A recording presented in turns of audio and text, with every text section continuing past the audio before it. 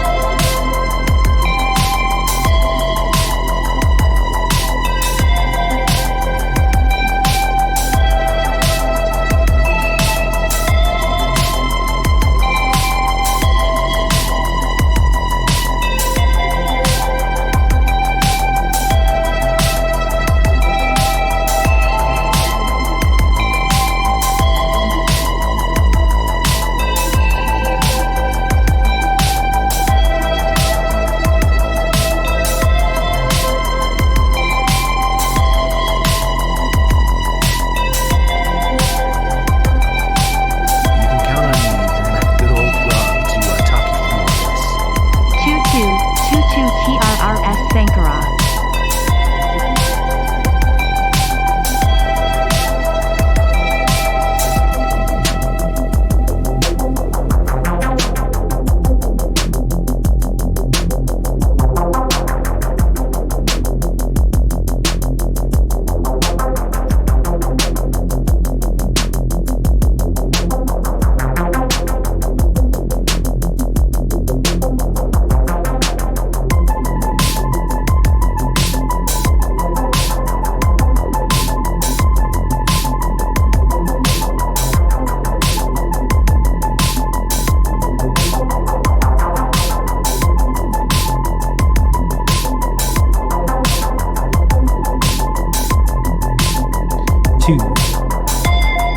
Two, check. Hello.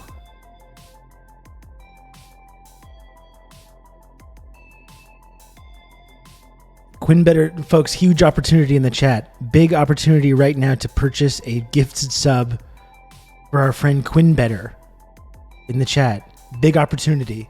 You don't want to let that pass by you, right? You don't want to let that slip away. An opportunity like that only comes along once in a while. There's a huge opportunity right now for someone to purchase a gift sub for QuinBetter. Are you gonna? Yeah, you have to ask yourself. Count on me. You're gonna have good old Rob to talk you through. Are you going to be able to live with yourself? Thank you, Outrun. Thank you, Marty. Are you going to be able to live with yourself if you let opportunities like that pass you by? Outrun, I'm happy to have you in the chat. The big move, the big mover, the mover and shaker. Outrun. Big life events going on. Very happy for Outrun. The big move. Very cool. Survived the night in the haunted mansion that you inherited. You had a nice little discount on that now. You'd survived. Hopefully everyone's intact. Hopefully there was no possessions or bleeding walls or furniture moving around, or bookcases falling down, ectoplasmic residue being discovered. None of that stuff's going on over there. I hope. I'm imagining no if you're here right now. I've had to riff with ghosts for the last 3 days, and 1920s humor doesn't really allow for that, turns out. Yeah. No ghost blowjobs, of course. Of course not. What if a ghost popped out of the wall and just did a big cum shot? You said I could ask anything. You said we're allowed to say bad words. Yeah. I don't know how you would riff with a 1920s ghost. I don't know how you would begin to do that. You just get all messed up on laudanum together or something? I don't know. I don't know how that would work exactly.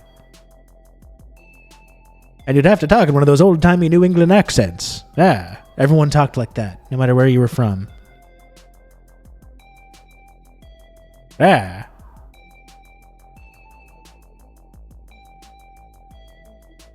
But yeah, a lot of medicinal cocaine, that's right. Man, they really had it made back then, didn't they? Yeah, see? I'm a ghost.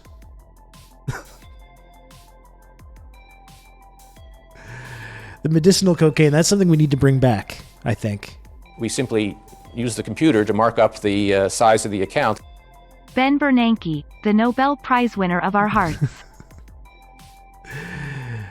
Is Mercury, of course, yes. Mercury is a true medicine. You just need a cigar and a bowler hat. You fit right in. Dakadoon, thank you so much for the 400 bits. Thank you, Dakadoon. You can count on me. You're going to have good old Rob to talk you through all this. Cocaine wine. Now we're talking. Now we're talking. Thank you, Venus, for the tier 1 sub. Thanks again to Dakadoon for the 400 friend coins and for honoring friend of the stream, Nobel Prize winning economist Ben Bernanke, who told us the immortal words, the infamous words, that you simply use the computer to mark up the size of the account. It do be like that sometimes, don't it? Milk Coke, but with real cocaine. Now we're talking. This is good stuff. It turns all your bad feelings into good feelings.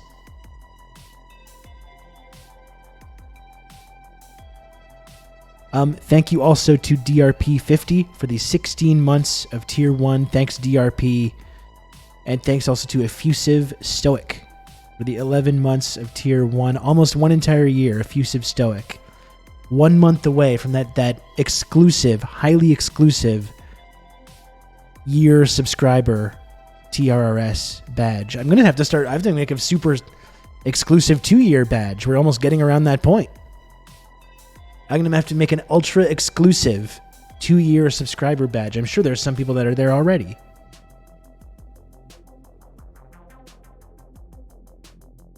Relighting my pipes for the mental health benefits for my family. That's when things started to go wrong. When they took the lead out of the pipes. Back when men were men.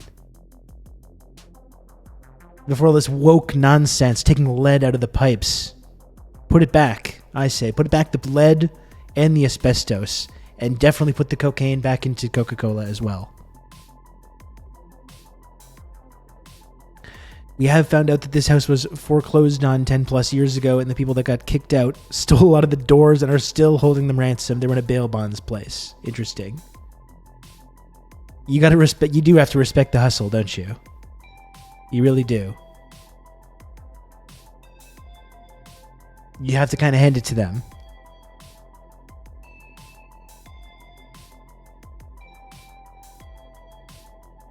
With a lead sweetener back into wine. It's a lead filters for your fridge water. There we go. None of this woke nonsense. For just 12 easy payments of $29.99 per year. You get a couple of filters for the fridge. You put that in. Get the lead back in the water.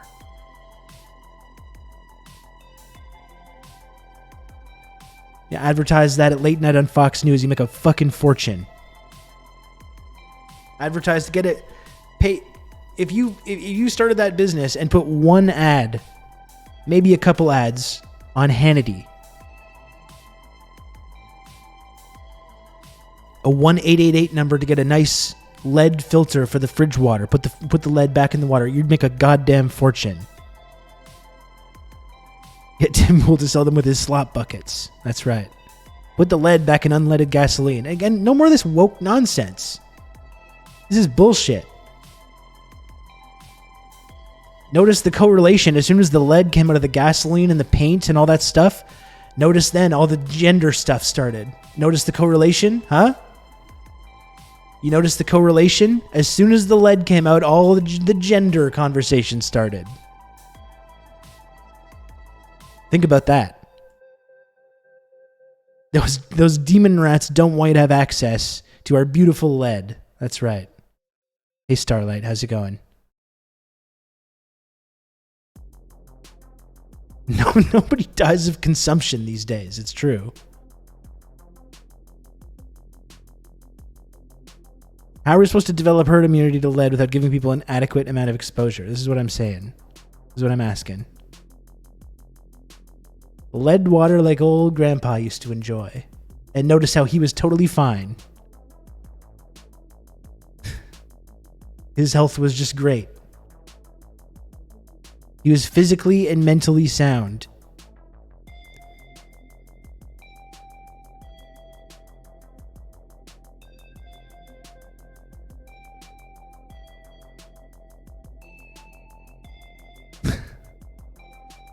Sure, Papa was racist, but he had strong bones. Take it from me, a water professional, it's probably fine to drink lead water. Is that true? Or are you being sarcastic? I'm going to say it is true. I think it's totally fine. Grandpa got dementia at 55, but he wasn't a pussy, I'll tell you what. No, I was lying. Okay, that's what I thought. Something, yeah, but it's Red Scary, allegedly a government official. Big government. That's just what the man wants you to think, that it's not fine to drink lead water. That's what the man wants you to think. Red Scary famously works for the government and is therefore evil. Fact checked by real American patriots. Yeah, we're on to you, Red Scary. A government agent coming in to tell us what we can and can't drink. Gonna come tell us what we can and can't put in our bodies.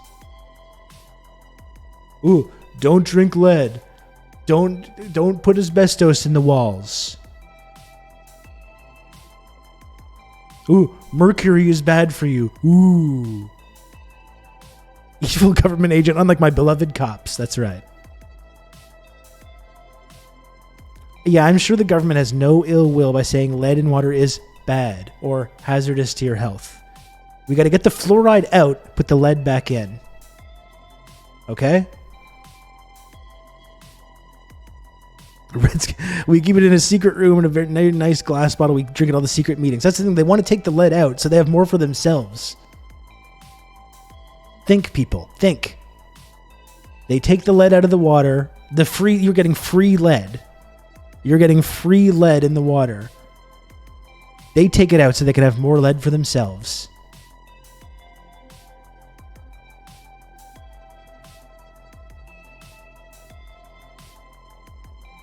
That's free metal. That's right.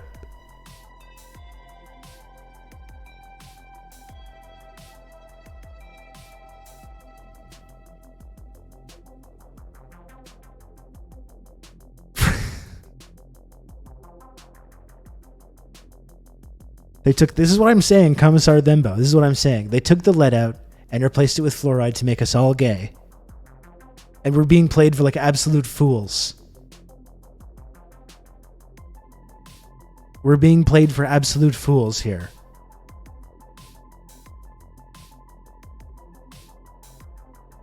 If lead is bad, why is it so sweet and delicious? Thank you.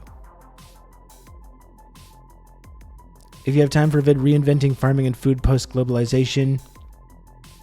That sounds great, Plunger Man. That sounds like an interesting topic, but I got to talk about making everybody mad today. I made everybody mad over the weekend. Look at this guy. Look at this face, folks. Is this a face of someone that's like people should be mad at, yelling at? Does this look like the face of a Putin sympathizer? Can you believe this? People were mad at this guy. I'd only be mad at that face if I were a goose. Imagine getting mad over this absolute loser. Okay, well, maybe that's taking it a little far. Kids today would rather be eating soy than lead. Exactly. Fucked up. Miragons. Jesus Christ. Jesus Christ. As soon as I mentioned the goose, Miragons is there. By the way, I don't know if I shared this in the Discord server. but like you probably have to watch this. I don't know if Twitter user Garlic Artist Fartist is watching right now, but this is pretty incredible. Check this out. I don't get a lot of fan art. I feel like I need to get more, but fucking Jesus. This is some guy, Rob Russo, some leftist based in Canada. I was turned on to this sick individual, and I found this. Look at this. Ambigubot, thank you for the raid. Thank you for the raid, Ambigubot. How was your stream today? Welcome, bring it on in here, Raiders. Welcome. That's a sequel to Scott Pilgrim vs. the World. I really laughed at this today, or not when I saw it over the weekend. I don't know, and maybe again, if Garlic Artist Fartist is watching this, I don't know who this is supposed to be. Like, what is this in the background? That's the one thing about this. It's overall, it's like an image that I think is pretty easy to understand. This I was confused by, though. I don't know who this is supposed to be.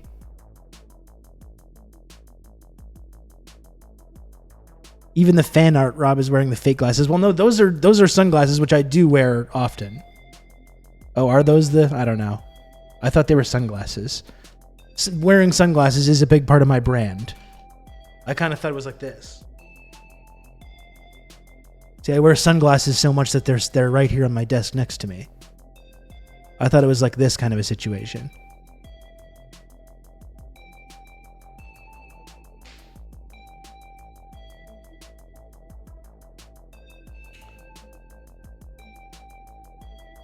See, I don't know who that is supposed to be in the background, but this is a wonderful image, though. I was delighted when I saw this.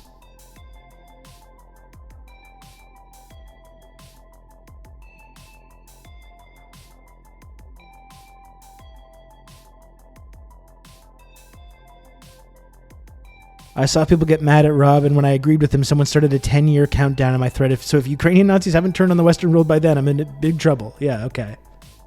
I mean, I think I would take that bet. I would probably take the under on that, frankly. Comrade Social Distancing. I would take the under on that, on the 10 years. Frankly. It's Elon and he's watching because he owns Twitter. I guess that could be it. Yeah.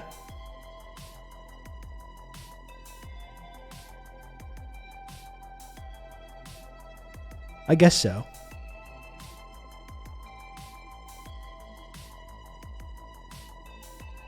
Anyway, I wanted to get the chit chat out of the way early.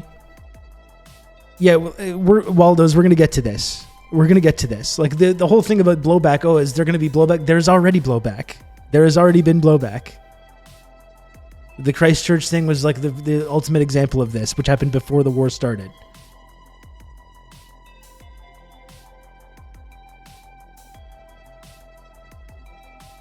Someone sent me an image with a red arrow in that tweet thread to prove a missile struck that bridge. Come to find 12 tweets later and hide the ball. Dude grabbed it from the Ukraine Reddit. Of course they did. Of course they did.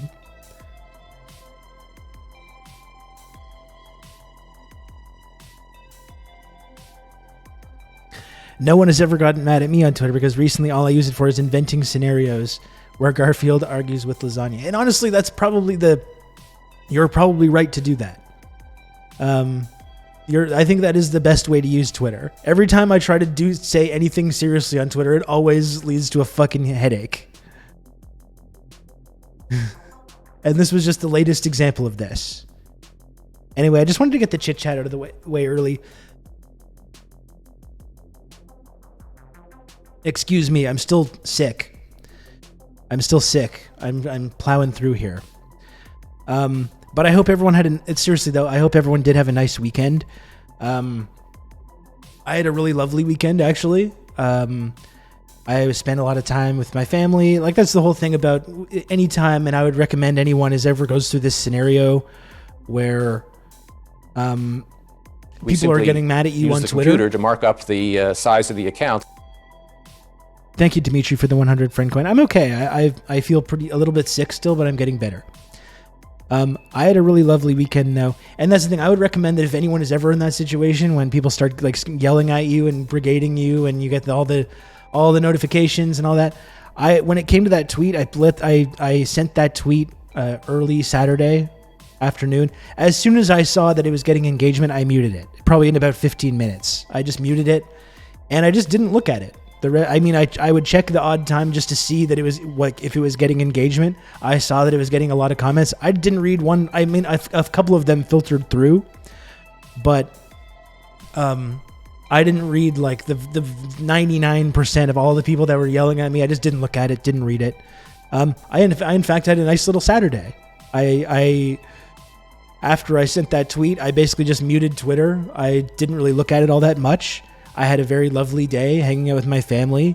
We put up Halloween decorations, which my son really likes.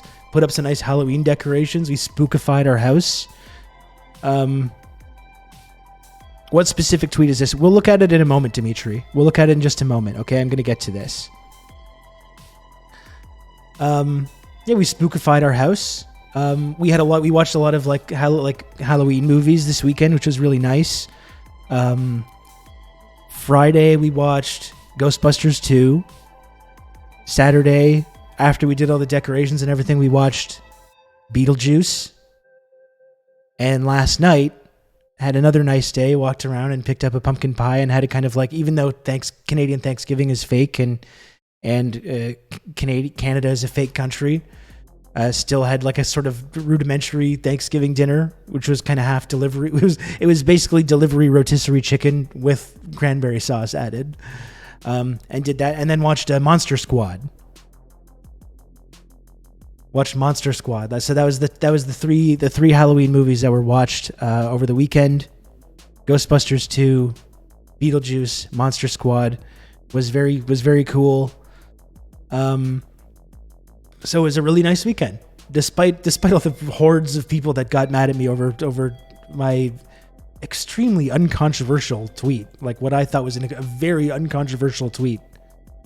Hey Lasu, what's up? But it was very nice. And also, I just want to say as well that it is my partner's birthday today. So I don't know if she's watching right now. Probably not, because she has like an actual job. And she's probably busy with that right now. But it's her birthday today, so just wanted to say happy birthday to her. Gonna have hopefully a nice evening tonight, have a nice dinner and all that stuff. Me. You're gonna have good old Rob to talk you through all this. B-Rat, thanks for gifting a sub to Lost Sue. Thank you, B-Rat. But overall, honestly, like regardless of anything that happened online or whatever, was a super nice weekend. I had a great time hanging out with the family. Was very, very nice.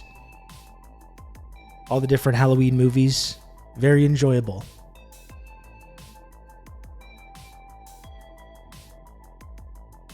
Okay, so that's the chit chat. We got the chit chat. I bet your partner is garlic artist fartist. It is most definitely not. No. It is most definitely not.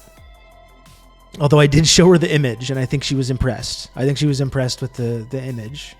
And the fact that there's people online that spend time doing things like this. I think it's somewhat strange to her, but whatever. Okay. So let me, where should I go here?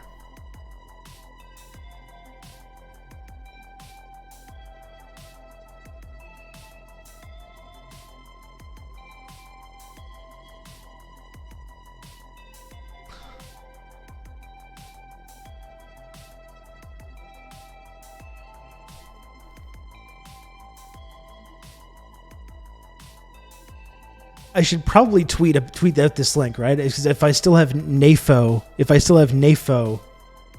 talking to me here, I should probably just tweet out the link, right? So people know what's going on. Shouldn't I? I guess so. Let's call up the tweet, though. Let's call up the tweet. The controversial stance of mine that led to a whole lot of comments, a whole lot of discourse. 1,555 comments on this. For this. This is the tweet. This is the controversial stance that I tweeted out on Saturday that had thousands of people losing their fucking minds.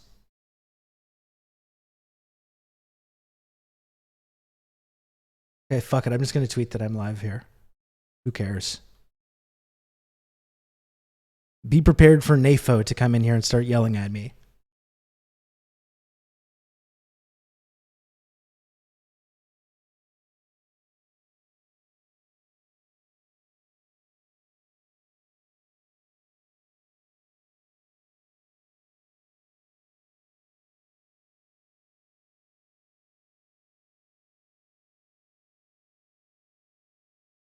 Okay.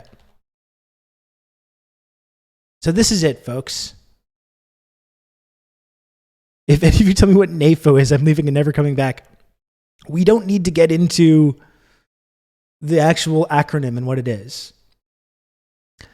The thing we need to understand about NAFO, we don't even need to get into the acronym and all that stuff. What we need to understand about NAFO, though, is that it is an astroturfed, CIA-affiliated, like, online propaganda effort. That's what it is. And calling it a CIA affiliated thing that's not even like a left wing conspiracy theory or anything like that. That's like literally John Cipher, friend of the stream, John Cipher in the chat right now, is talking about NAFO, former CIA agent John Cipher. So when you have former CIA agents talking about this thing, that means it's CIA affiliated. Okay. And I'm going to go ahead and assume, when you step out of line, when it comes to like Russia and Ukraine, and you have the NAFO hordes coming after you, the dreaded NAFO hordes, I'm going to assume, because these people want you to be intimidated, right? They want to intimidate people. They want to make it so so no one steps out of line. So anyone that like questions the prevailing narrative about this feels pressured to delete tweets, to backpedal, to apologize, whatever. These people, again, it's affiliated with the CIA, NATO, and these like horrible like Western imperialist institutions. And I'm going to go ahead and assume that if these people are coming and yelling at me about something that I said, that means that I'm actually on the right track. I'm actually proud to stand against CIA affiliated and NATO affiliated online propagandists, whether they're paid or not paid. And a lot of them are not paid. That's the most pathetic thing of all. They're unpaid. They're basically unpaid NATO and CIA interns engaging in this fucking meme war that they think is this big righteous crusade, posting memes online. We simply use the computer to mark up the size of the account. An unpaid nerd army. Fucking pathetic behavior. Extremely pathetic behavior. Bootlicking imperialist dogs. That's right, Dimitri.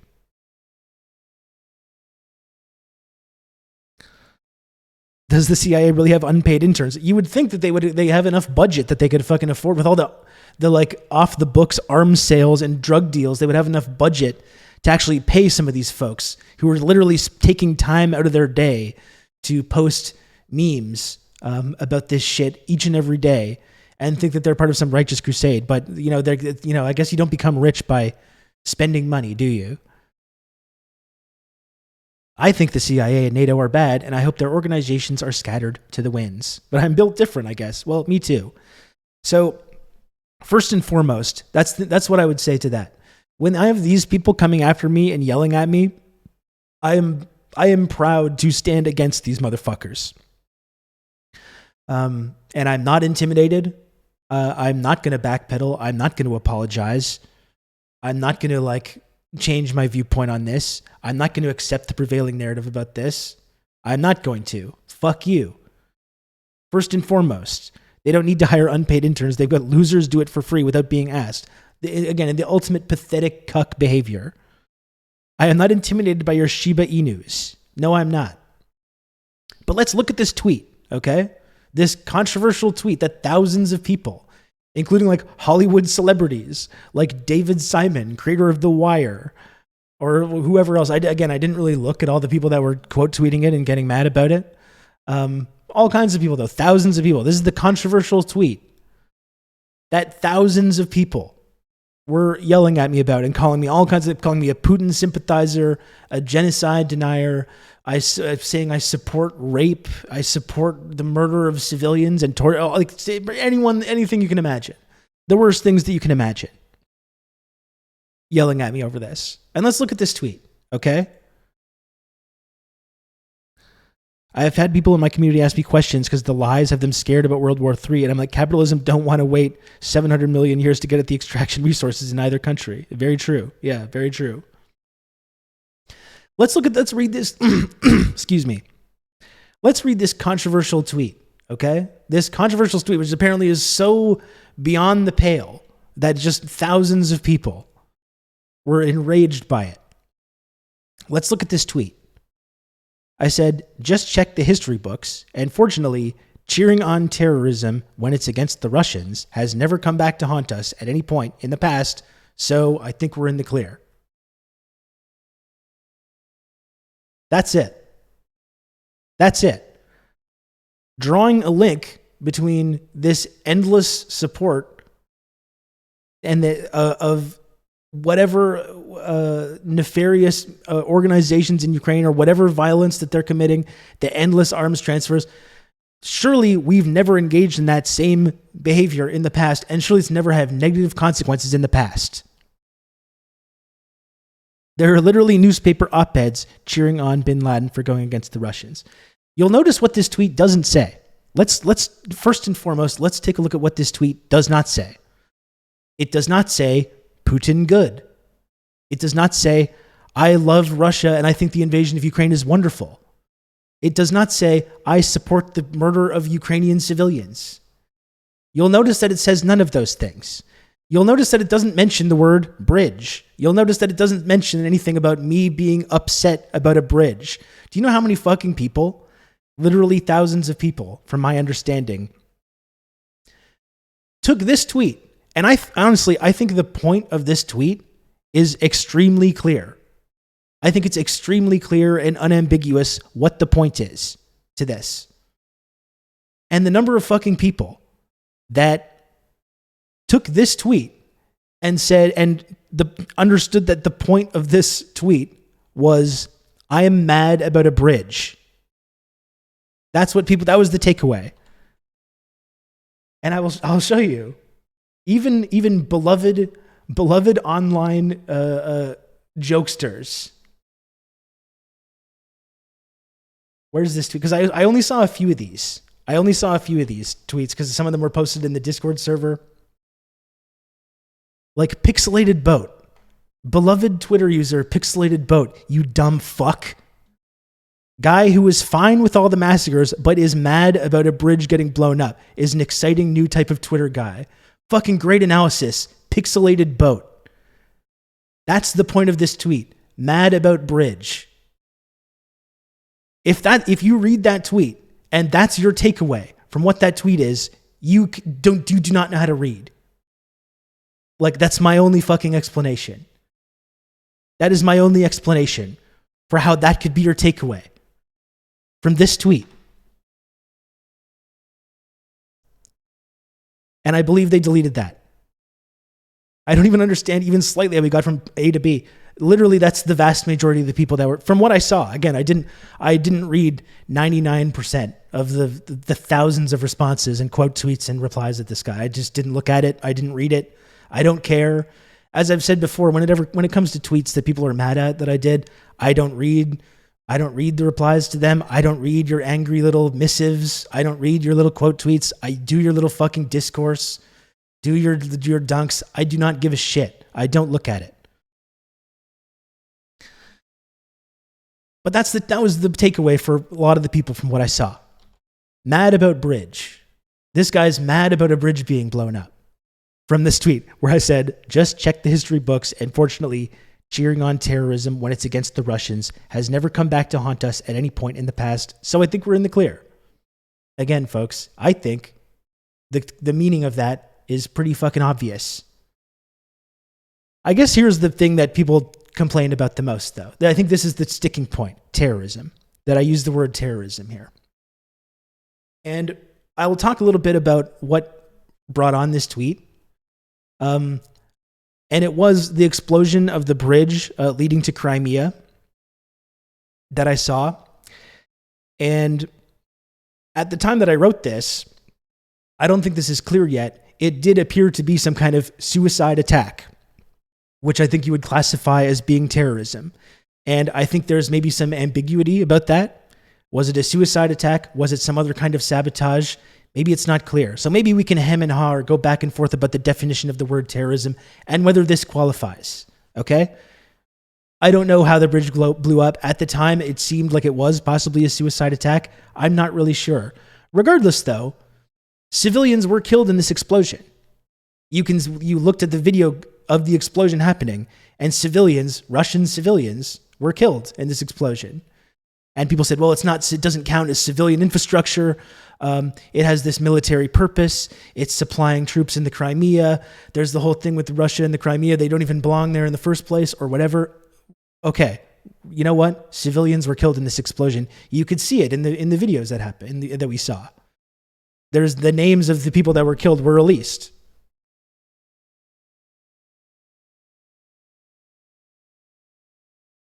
I think I bookmarked this.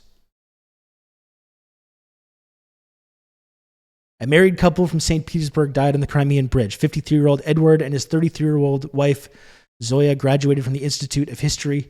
They were real fans of history. They independently invented, filmed, and edited content for their small audience on YouTube. So, civilians were killed in this explosion. Okay? Whether we can go back and forth about the definition of terrorism and whether this qualifies, civilians were killed. You could see it in the video.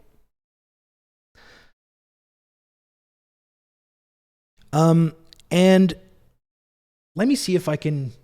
I probably should have looked at whether this was like saved or not. I think it's in the Discord server. Let me just check. So it wasn't just this though. It was the video of the explosion and then the way people were like celebrating. I think that's what was disturbing to me.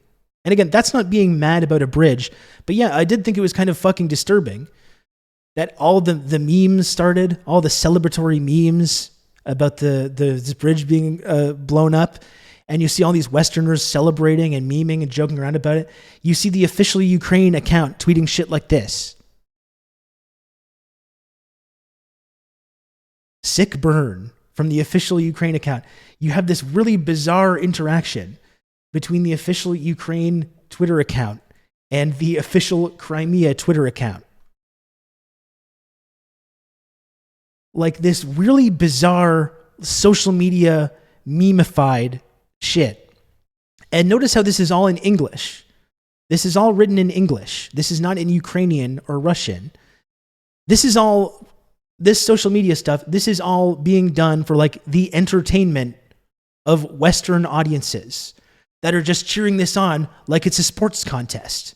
Going, yeah, oh, my guy's got a big victory. We got one. We got him. Right? And yeah, I'm not mad about a bridge being blown up, but I do find that kind of fucking disturbing and grotesque. I have to admit. The way this is being like memeified and commodified and turned into entertainment for Western audiences. Right? Yeah, I do find that kind of disturbing. If you want to spin that as me being mad about bridge, like dumb fuck pixelated boat, okay, fine. But yeah, I do find it kind of weird and grotesque the way this is being commodified and turned into entertainment for Western audiences. They think winning the propaganda war is the most important battle, while people are literally being pumped into the meat grinder. And I'll just say as well, this is not just about a bridge in Crimea, but it's about the endless arms transfers, right? The constant obfuscation of who is, like, where are these arms going? Who is getting them? The downplaying of these fascist militias that the Canadian government and the United States government have been arming and training now for years prior to this invasion and are still continuing to arm and train and fund. It's the constant rehabilitation and glorification of these like vile fascist figures from the past, like Bandera, who helped carry out and perpetrate the Holocaust. It's all of this shit. It's about how our only discourse about this, the only acceptable discourse about this, is that to help Ukraine, we need more arms sales, more arms transfers, and they need to just fight Russia to the last Ukrainian. And that any deviation from this... Good old Rob to talk you through all this. Damn. Missed the chit chat zone.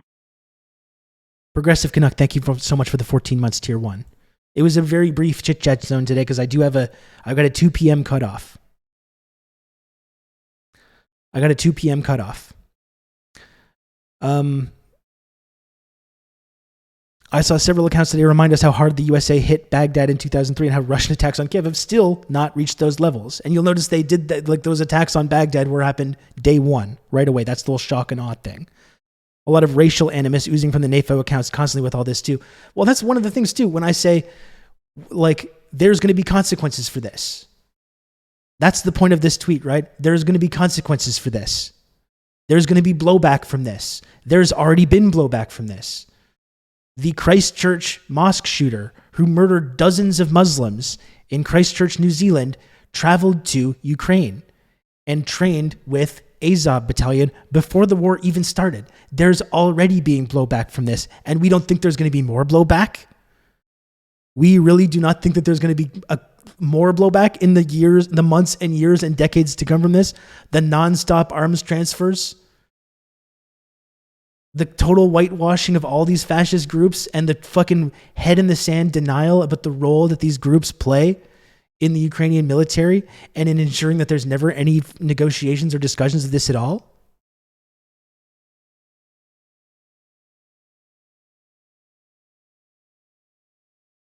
I want to answer this too. Subscription Steve. Why would, oh, sorry, that's not, but why would you tweet something so correct yet so obvious? That's just my, that's just my thing that I do, I guess. Free Plan B says, what do you say to the people who are now mad you aren't sufficiently tweeting about the retaliatory strikes on Kiev? Well, number one, because people say you ignore all these other Russian attacks, which is like not true. I've done dozens of hours of commentary about all this stuff. You can count on me. You're going to have good old Rob to talk you through all this. Hey, Sean, thank you for the 20 months of tier 1. Thank you very much, Sean. I appreciate it. I hope to see you back streaming soon. Hopefully this week. You got to get that PC back. Number one, there's an entire multi-billion-dollar media and political establishment dedicated to covering every single thing that Russia does in this war. It's on the Putin bad beat. So that is one reason why, I don't feel I'm contributing anything by joining in on that. I can tweet Putin bad every single day. I don't really think I'm contributing too much. There's a massive media establishment dedicated to covering that at all times. So I don't really feel the need to contribute to that. And second, to answer your question, Plan B, what do you say to the people who are now mad you aren't sufficiently tweeting about the retaliatory strikes on Kiev? Here's what I would say about the retaliatory strikes on Kiev. The fucking insane thing to me is that all these people that were memeing about this bridge attack and memeing about the sabotage of the Nord Stream pipeline as well, and memeing and celebrating about that, the people whose only viewpoint about this war is that the only thing we can ever do to support Ukraine is support further escalation of the conflict, right? That's the only acceptable viewpoint that we're allowed to have. Escalate. More arms deals, no negotiation, no surrender, escalate, escalate, escalate. And then lo and behold, Kiev gets bombed immediately after. What do these fucking people think escalation means? What do they think it means? All they want to do, the only acceptable viewpoint that these people have. Good old Rob to talk you through all this. Thank you, Dimitri, for the tier 1 sub. Thank you, Dimitri. I appreciate that.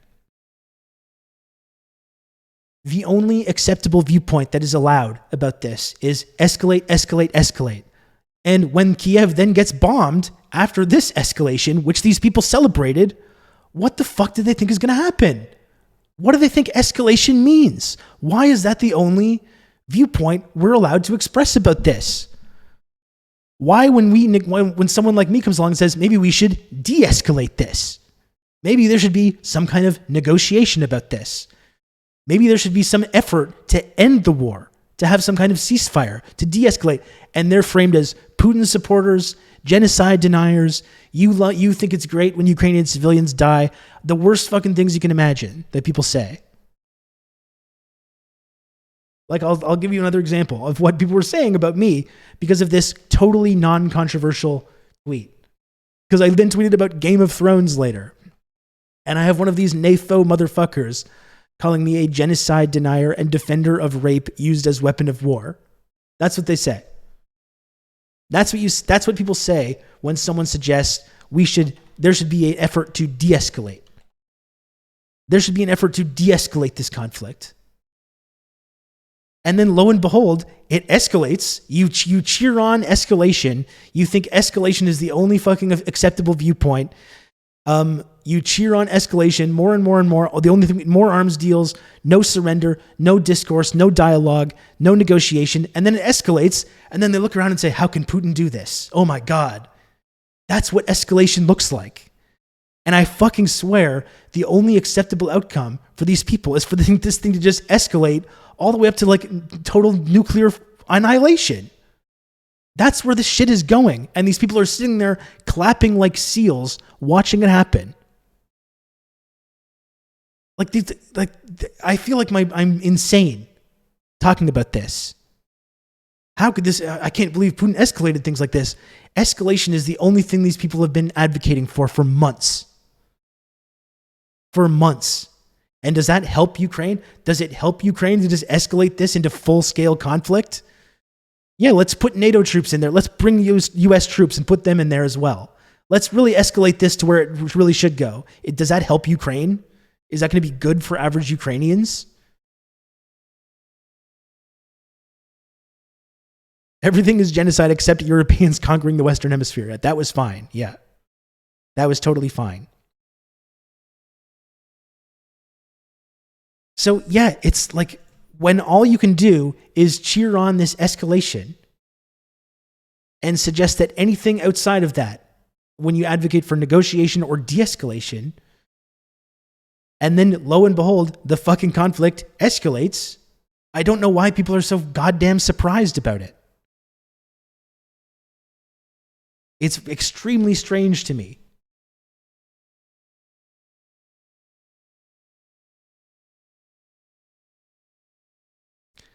And look at how the New York Times is talking about this.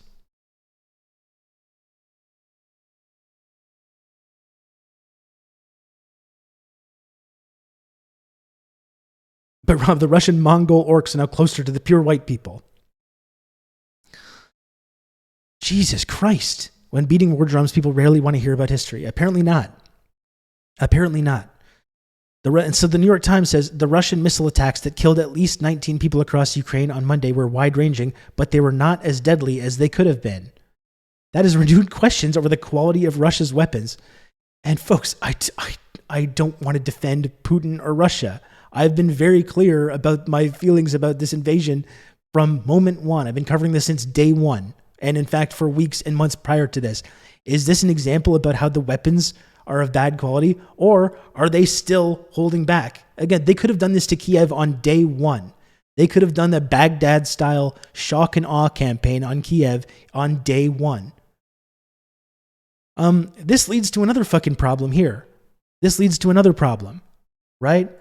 Which is that all this like constant escalation, not only is it helping the far-right Ukrainian nationalists that are benefiting from all the weapons transfers and all the training, it also benefits the hardline Russian nationalists as well that think Putin is going too soft on Ukraine. There's that contingent in Russia as well that want to escalate this even further, and this is just a gift to them as well. When we cheer on this kind of escalation of sabotaging these pipelines, blowing up these bridges, killing civilians, and we cheer it on in the West, again, it's all being done for Western consumption and entertainment, and we cheer it on. This is helping the far-right Russian nationalists that want this to escalate even further as well.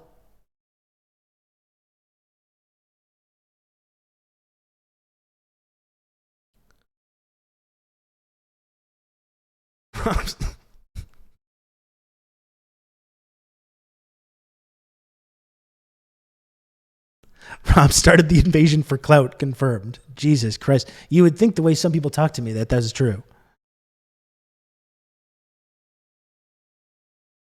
Last time I checked, it is forbidden to talk about average Ukrainian civilians because they're not in the middle of the conflict, but all are fighting for freedom and wanting more fight.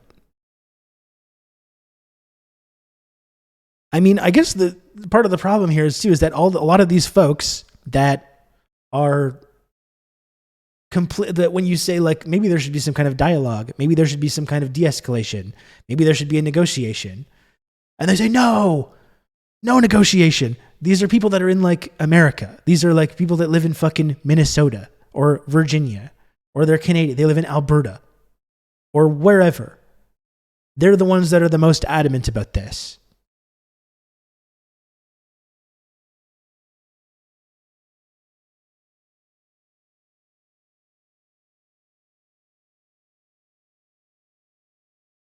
Putin was initially trying, but pulled back immediately with the resistance and U.S. intense backing of Ukrainian military. Well, I think that's kind of up for debate, Red Wizard. I know that's been like the Western narrative about this, and maybe that's true. Lots of those people from Virginia. That's true. Metal dipshit. I think that's kind of up for debate. Those opening weeks of the war, did they ever? Because I think Putin originally said right off the bat that he didn't intend to occupy Kiev or occupy the whole country. Were they really trying to do that and then got pushed back by heroic resistance? Or were they feinting towards Kiev so they could take that territory in the east, which they cared about? I don't know. Hassan, by the way, it's nice to have you back in the chat, Hassan. I would recommend you check out my conversation I had a few weeks ago about Iran. I had a really great discussion with my friend at Your Orientalist, the host of the East is a Podcast. I'm so not used to using his real name that I can't recall it at the moment. I'm looking in the videos right now, in the highlights, with Sina Ramani. I would really recommend, if you're interested in hearing a cool and interesting conversation about Iran, that you listen to that. I'll post it there in the chat there.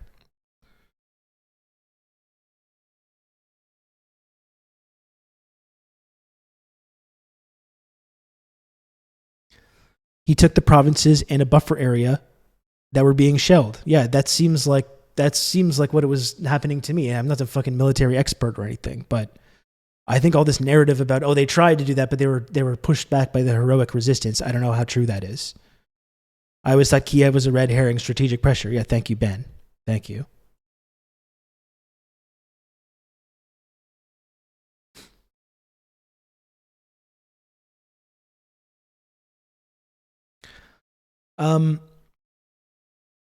So, like, just to go back to this tweet again, like, I will say again, I think the purpose, like, the point of this tweet is pretty fucking obvious. And if you're watching this and you think the point of this tweet is mad about Bridge, well, I don't know what to fucking tell you. But that was not the point.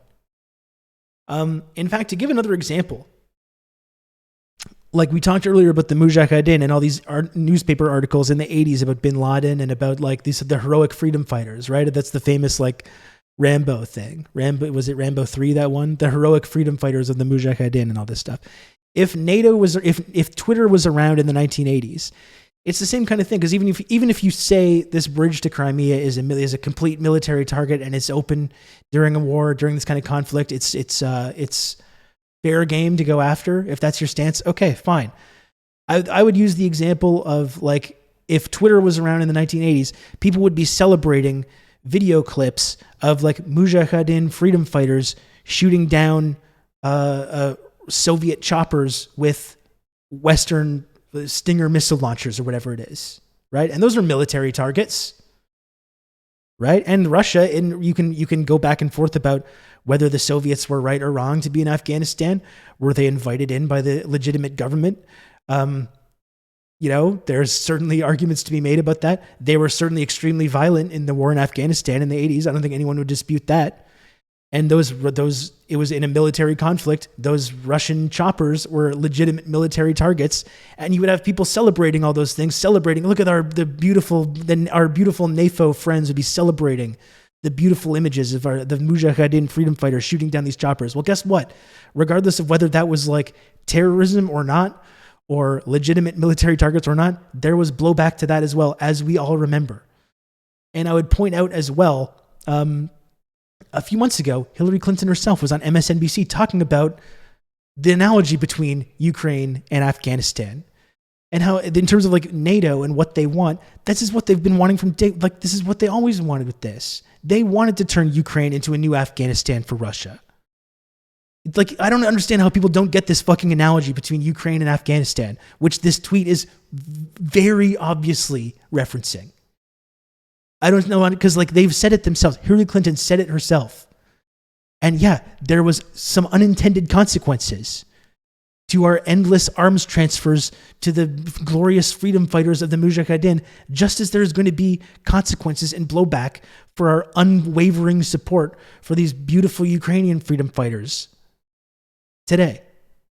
And I genuinely don't understand how people do not fucking realize this.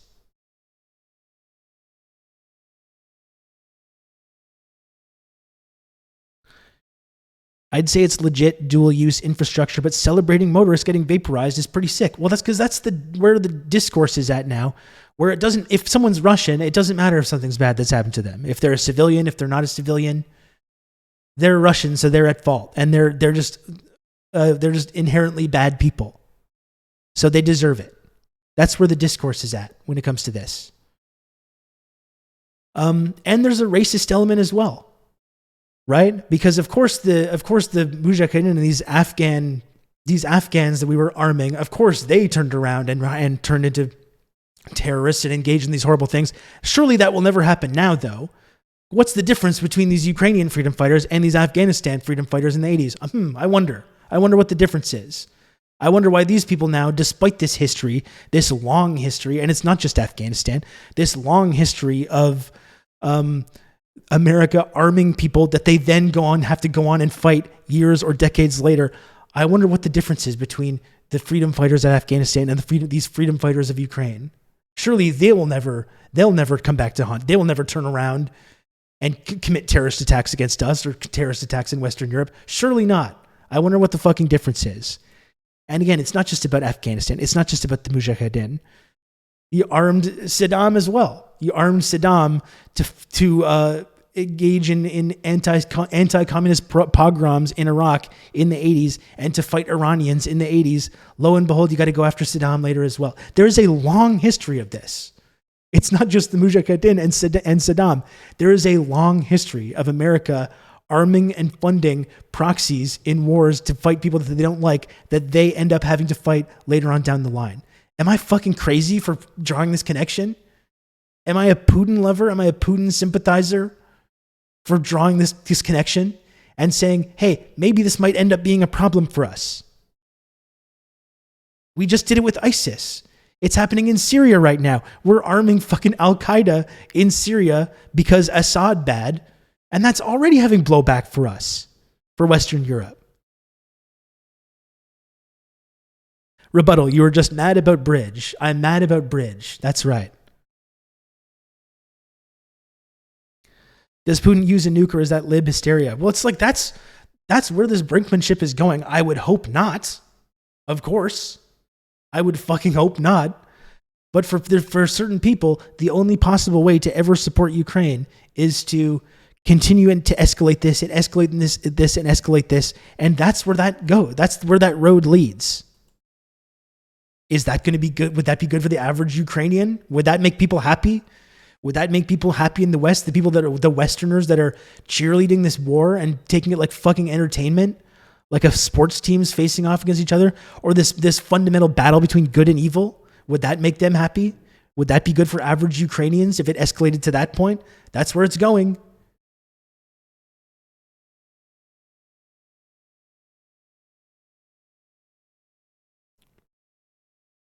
But Russia bad. QED. Thank you, metal dipshit.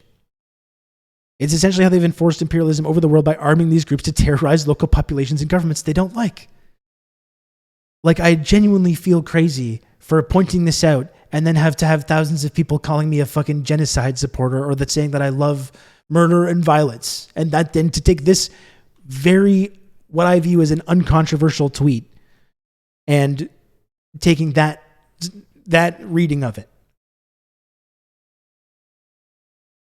It's fucking ludicrous.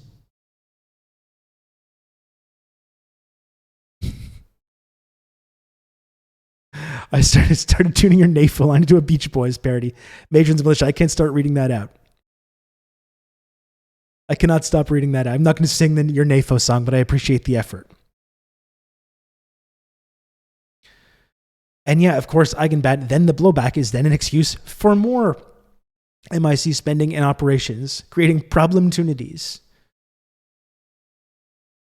And I'm the bad guy. I am the bad guy for pointing this out, for asking these basic questions.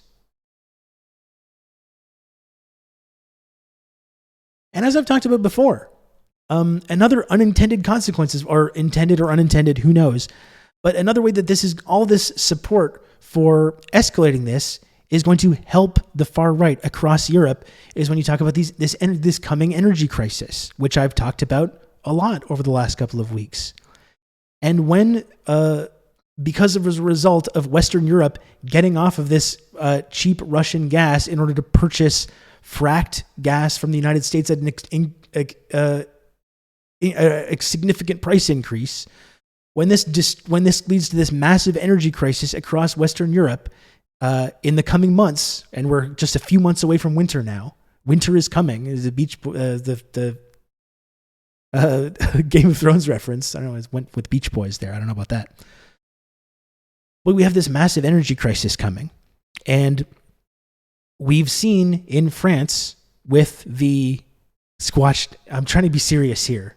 I'm trying to be serious, Squatch Drew. Stop this. God damn it. I'm pushing through this. We've got this huge energy crisis coming up in Europe. And the neoliberal establishment in Western Europe that has supported this every step of the way, that has just done whatever they're told by the United States State Department, who has sacrificed their own citizens' security and ability to heat their homes because the United States State Department told them to. Well, that neoliberal establishment in Germany and France and everywhere is just going to get swept away. There will be massive protests and riots over the huge energy crisis that is coming in Europe. That establishment that oversaw this and allowed this to happen is going to be swept away. Who's going to be there to pick up the pieces? Ask yourself. Ask yourself who is going to be there to pick up the pieces when the Macrons of the world are totally swept away in this coming energy crisis. It's not going to be the left. The far right is going to be ascendant in Europe as a result of this.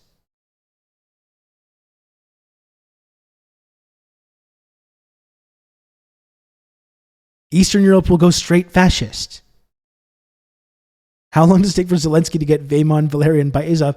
Well, that's the moment that he starts talking about capitulation, they would frame it as capitulation. But the moment Zelensky starts talking about dialogue or de-escalation or negotiation, that's when that will happen. There's a reason that Zelensky campaigned and won a significant majority in the presidential campaign in Ukraine by advocating for diplomacy and de-escalation. And why didn't that diplomacy and de-escalation happen? Well, because that's not actually an option that's on the table. I think it was spelled out to him very quickly by NATO and the U.S. State Department and their fucking hired thugs in Azov Battalion. It was spelled out very quickly with him, exactly how that would go and what would happen to him if he did pursue that path.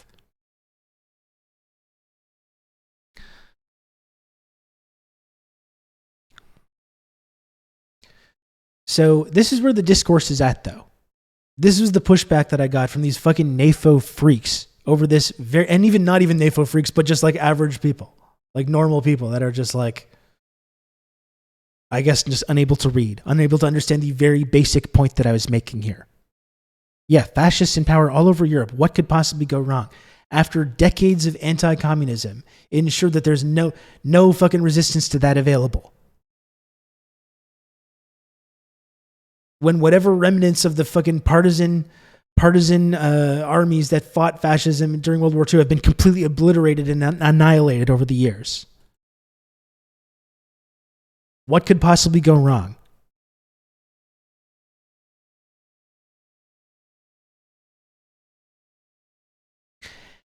And it's just, I think it's really dangerous that this is where the discourse is at, that I can't even make this point. I can't even make this point about our support, our endless support of this and the possible consequences for it. Again, I will say it again. The point of this tweet is extremely clear. It is extremely clear.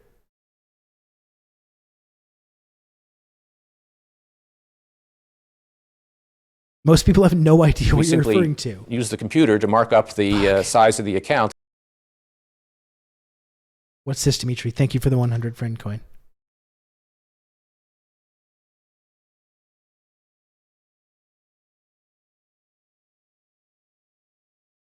Let's see this.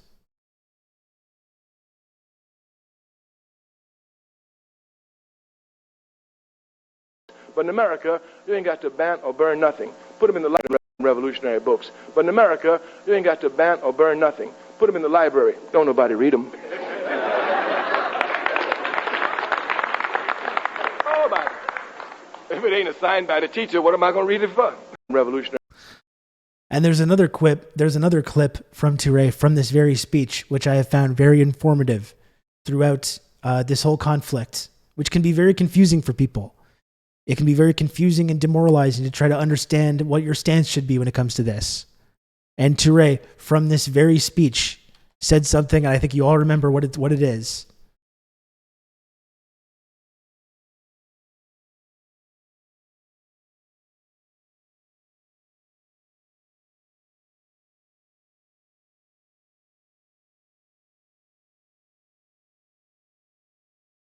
Let me see if I can find it.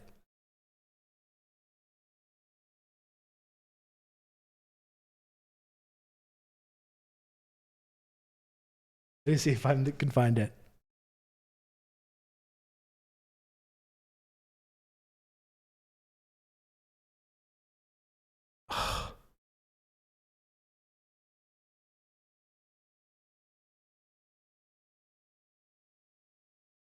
You all know what I'm trying to put on here. You all know what I'm trying to put on in here. Unfortunately, I did not research this clip ahead of time.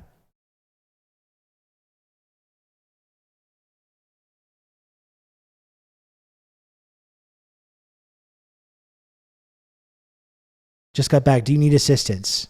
Oh, thank you. Look at that. Vlad the Victor. I think you gave exactly what I need here. This has been very illuminating for me throughout this whole conflict. Look, when did I post this? February 19th, right before this shit broke out. If I'm the Imam of Mecca and American imperialism is fighting the devil, I'm on the side of the devil. That has been very, very illuminating for me. Very, very helpful to help me understand what to support here and what not to support. And it also just goes back to this fucking childish idea that people still have. Again, and it is childish. That what America is doing in Ukraine right now is they're doing for like altruistic reasons. They're just altruistically helping out their poor Ukrainian brothers and sisters who are under this illegal, unjustified, This is some guy, unprovoked Rob invasion. Russo, some leftist based in Canada. I was turned on to this sick individual, and I found this. Grom Storino, thank you very much for the raid. Thank you, Grom.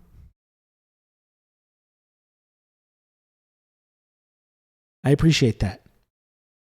How was your stream today, Grom?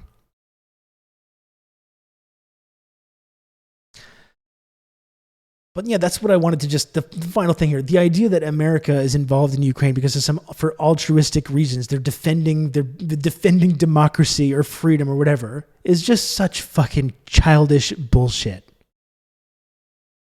Please, if you actually believe that, fucking please pull your head out of your ass.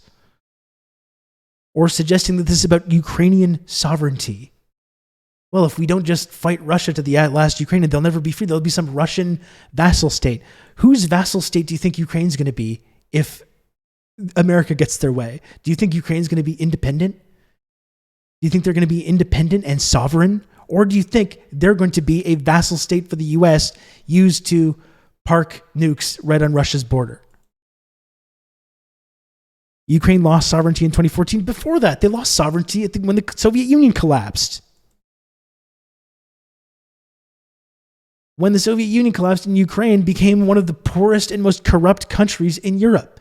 And fucking living standards in Ukraine, as long as, and as well throughout the Russia and throughout the Soviet Union, fucking collapsed. And quality of life deteriorated. And life expectancy deteriorated. Drastically. People say, well, they overwhelmingly voted to leave the Soviet Union. I'm sorry, but that is bullshit.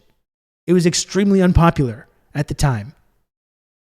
And it fucking destroyed millions of people's lives, which they have still not recovered from to this day.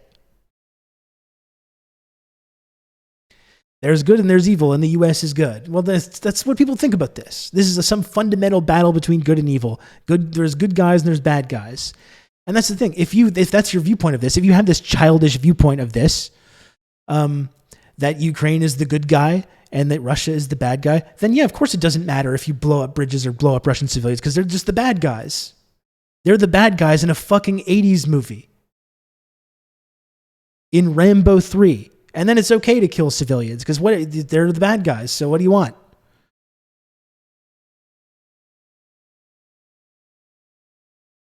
Libs can't remember last week. You expect them to remember how corrupt Ukraine was before the war.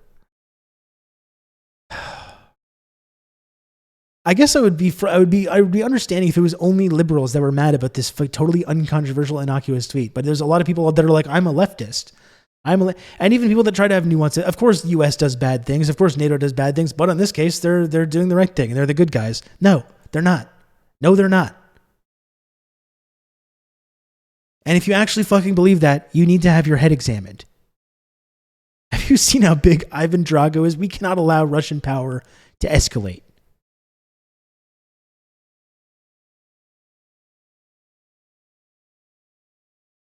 When you describe 2008 to libs, they just refuse to believe it. It's like dealing with QAnon people. And again, it's just the same people like Americans lecturing about what is going on in Ukraine with the fucking violence that America has been responsible for. And again, America being a violent imperialist country doesn't make it okay when Russia does bad things, as they have done in Ukraine, killing civilians and all the terrible things that inevitably happen in wars. It doesn't make it okay, but it does make it pretty fucking sanctimonious for Americans to fucking wag their finger and lecture everyone about this and pretend that they're the good guys in this conflict.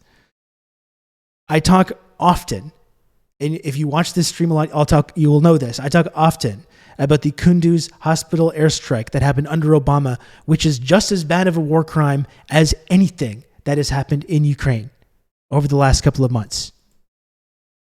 And these people still think that it's okay to lecture everyone about who the good guy and the bad guy is in this conflict, or to suggest that America is some impartial, altruistic player that is trying to fucking do the right thing and be the Mr. Good Guy. It's childish. It's a fucking childish thing to believe.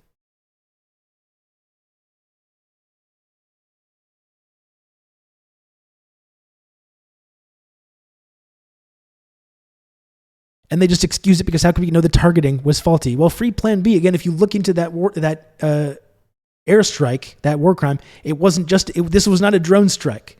This was a helicopter circling a Doctors Without Borders hospital for over an hour, shooting any doctor or nurse or patient that tried to crawl out of the rubble, while Doctors Without Borders was calling the U.S. government saying, stop murdering us. This was not some little accident. They literally hovered over this hospital for an hour, murdering people. And then they investigated themselves and they determined that it wasn't a war crime, though. So they investigated themselves and they said that, well, it was a big mistake. Whoops. Sorry about that. They did the exact same thing with Libya being a very obvious example. Well, American foreign policy is bad, but Gaddafi has to be stopped. He's hurting his own people. Gaddafi, who was at one time as well, was an American ally. One of obviously the big mistake of his career. while America's closest ally, Israel, is bombing Gaza to fucking smithereens daily still. And they're going to be sanctimonious about this and wag their finger about me for pointing out this like possible historical connection between our endless support for these militia groups or for terrorism and the possible blowback or the possible consequences of that.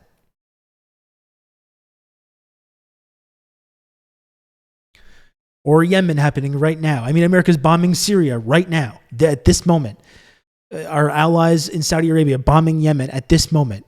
Bombing Somalia at this exact moment. But Russia bad, though. And this is the only thing we can ever talk about. Russia bad. Why? Well, you haven't done your allotted quota of Russia bad tweets today, Rob. You must think bombing Ukrainian civilians is good.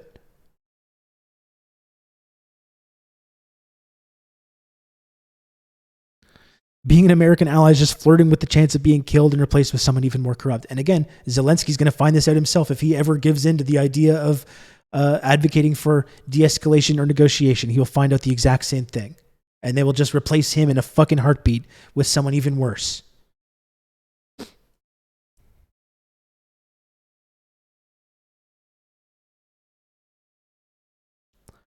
Aren't we also supporting the separatists in Ethiopia as well? There was just a story about them killing a bunch of random civilians. I don't know, Ben. I couldn't tell you the exact details of that because it's not in the fucking news every day like the Ukraine-Russia conflict is.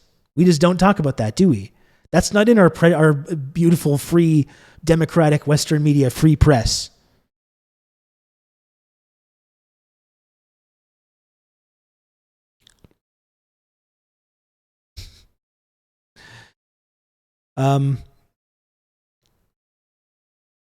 So I don't know if I've talked about this enough. I've got some videos to look at about this.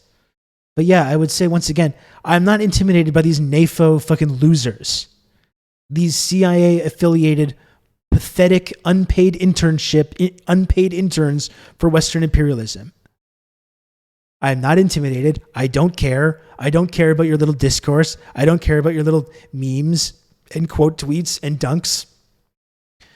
Whether you're a random unpaid NATO intern or a fucking David Simon or Pixelated Boat or whoever the fuck was mad about this. I don't give a shit.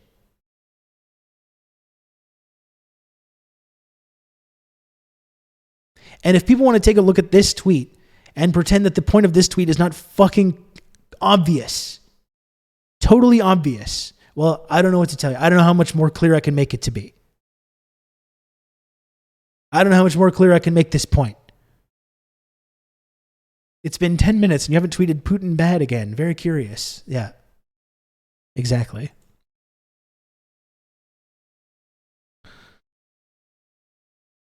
Ugh. Okay, I got some videos to watch about this.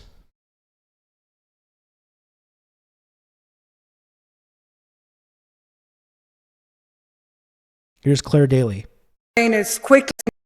Someone else who routinely calls for de-escalation and dialogue and negotiation and is against turning fucking Ukraine into a blood-drenched war zone and is also framed as being a genocide lover. Good and old Rob to Putin talk supporter. you through all this.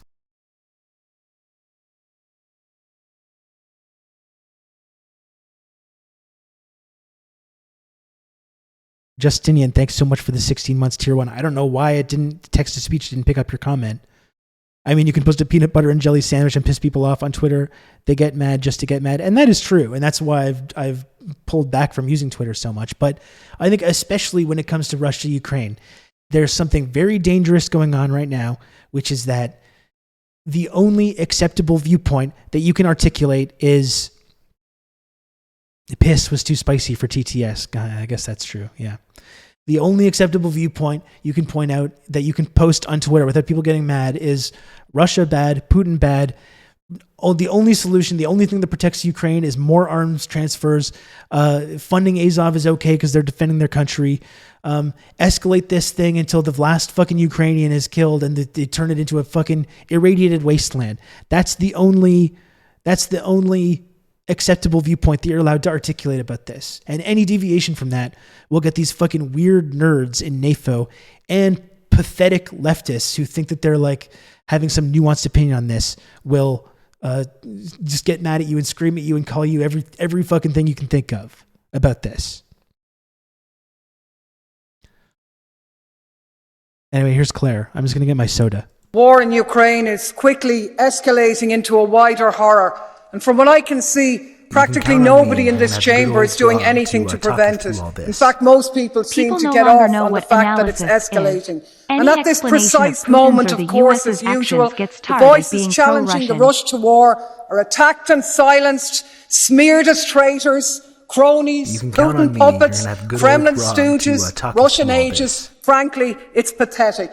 And I don't make the comparison lightly, but the crudeness and cynicism of these slurs coming from mainstream EU parties might as well have been written by Hermann Goring, who infamously said that even though people never want war, they can be brought to war with threats and smears. He said, all you have to do, tell them they're being attacked, denounce the pacifists for lack of patriotism and exposing their country to danger. It works the same every way. Where he led, you are following. This House should be ashamed of this debate.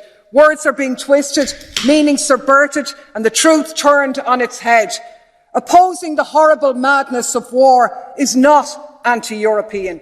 It's not anti-Ukrainian. It's not pro-Russian. It's common sense. The working class of Europe have nothing to gain from this war and everything to lose. And I find it laughable that those calling for arms to Ukraine never call for arms for the people of Palestine or for the people of Yemen. Unlike you, I oppose all war. I want it stopped. I make no apology for that, and I'm not going to be scapegoated and labelled for it either. I mean, that pretty much condensed the last hour of me ranting about this into a short soundbite. But yes, by the way, thank you, Pathogen, as well, for the 5 months tier 1. People no longer know what analysis is. Any explanation of Putin's or the US's actions gets tarred as being pro-Russian. Precisely what happened to me this weekend. And thanks, Don Dark Sony, for gifting a sub as well. Thank you, Don Dark Sony, for all the support. Really could have just let her talk. I could have just played that at the beginning of this clip and just avoided all the putting my voice through that workout that it got. Hell yeah, Irish Unification 2024. It's still on the horizon. Still a possibility.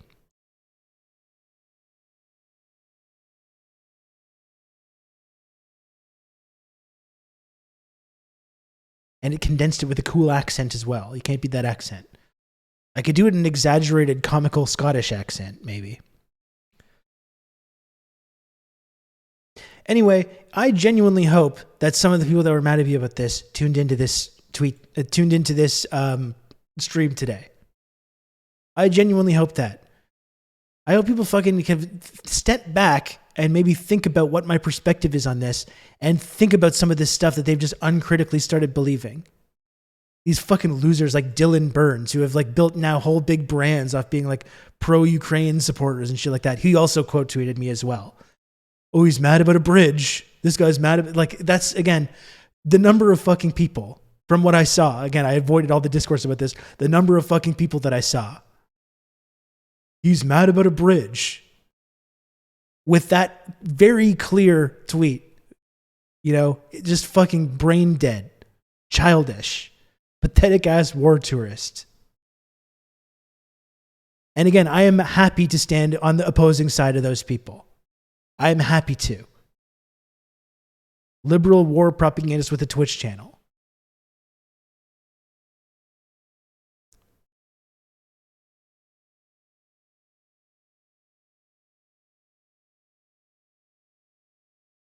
The war in Ukraine is quickly. And here's Katie Halper and Aaron Mate talking with Colonel Doug McGregor. Again, this guy, Doug McGregor, another fucking right-wing guy. A right-wing guy that has said a lot of true things about this conflict because every single liberal has gotten totally on board with it and has left the people that are speaking any sense about this to these right-wing dipshits. That's another big consequence of all this. There are just forces inside Ukraine who just don't see the Russian-speaking population as equal. And, a major force that represents this is, of course, the Azov Battalion, which for years, it's been openly acknowledged. You can read about it in the New York Times, that they're openly neo-Nazi. Congress in 2018 banned any U.S. assistance to Azov. But all of a sudden, since the February invasion, it's like all that recent history is forgotten. And now in the New York Times, you'll see headlines like this one, which talks about commanders of Azov who were freed under a prisoner swap having an emotional reunion with their families, and no mention at all anymore in the Times of what they used to report, that Azov is neo-Nazi. And I'm just wondering your response to all that, seeing just the contrast before the invasion and afterward, how the U.S. has treated a neo-Nazi paramilitary group that it once banned assistance to. I think that at this stage, if the globalists want to win, they'll use anything and anyone to win. Dan, this is the fucking, like, you've got guys talking about globalists on this. You've got only weird right-wing guys talking any sense about this. It's so bizarre and it's fucking dangerous. Again, it's going to enable the far right in Europe, and it's enabling the right here in Canada and the United States as well. When all liberals are totally on board with this and everyone has this declining living standards, right? It's not just in Western Europe, it's here as well. We've got declining living standards here in the West, and people are just looking at their liberal and neoconservative governments funneling tens of billions of dollars to Ukraine. People are going to intrinsically understand, I'm getting fucked here. I'm getting fucked in this scenario. And the only people that are pointing this out, because no liberals are doing it, no social democrats are doing it, they're all on board with the Slava Ukraini endless arms transfers. The only people that talk any sense about this are like this guy, Tucker Carlson, and these right-wing freaks. Someone pointed out Maxime Bernier as well. Can someone link the Maxime Bernier tweet as well? We simply use the computer to mark up the size of the account. The West has fallen into the Chamberlain versus Churchill choice again. Tears of joy rolling on the floor, laughing tears of joy. Exactly, Dimitri. Thank you for the 200 friend coin. And yeah, Progressive, can you send the tweet again? Can you link the tweet again in the chat? That includes neo-Nazis. It includes blowing up pipelines. It includes sanctions. It includes anything that they can find. No stone will be left unturned. And by the way, you mentioned Soros. Well, you mentioned Soros. There are people people telling me that he's practically the shadow NSA. And that may well be the case. He's a violent Putin hater. And of course, just as he is persona non grata in Russia, he's also persona non grata in Israel, because he's a well-known Israel hater. So it's a very strange set of circumstances for which there is no easy explanation. But war is like that.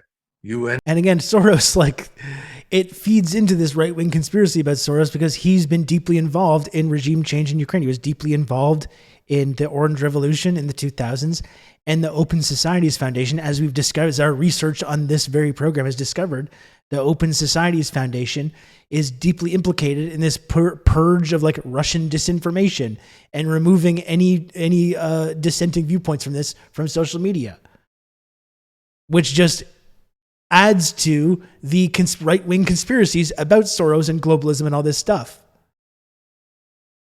which, as we know, when these right-wingers use it, is very often a dog whistle for anti-Semitic conspiracy theories. This is why I hate these fucking clowns. They take a nugget of truth and then take a hard right turn to anti-Semitic BS about shadow government. Like, no, they don't need to have a shadow government. It's just called NATO and the IMF. Yeah, and the NGOs. The NGOs are part of that regime change establishment. And it's not just Soros, right? It's a lot of these NGOs.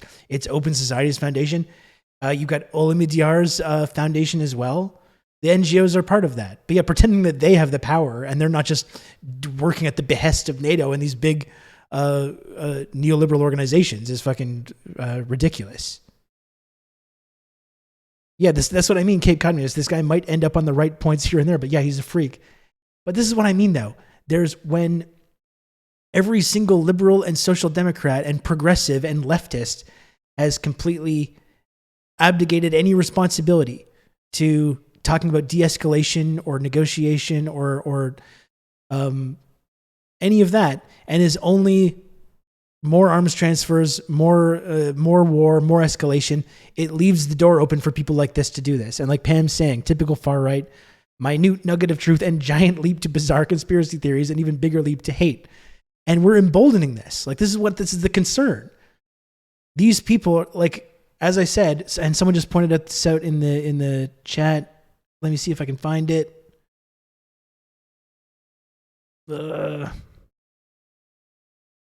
HTA. They'll, of course, Cathect, is that it?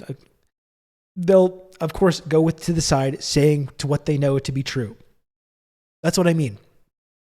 When the only people that are talking about ending this conflict or negotiation or settlement or de-escalation at all are these right-wing guys, that is going to embolden the right wing domestically and in Western Europe.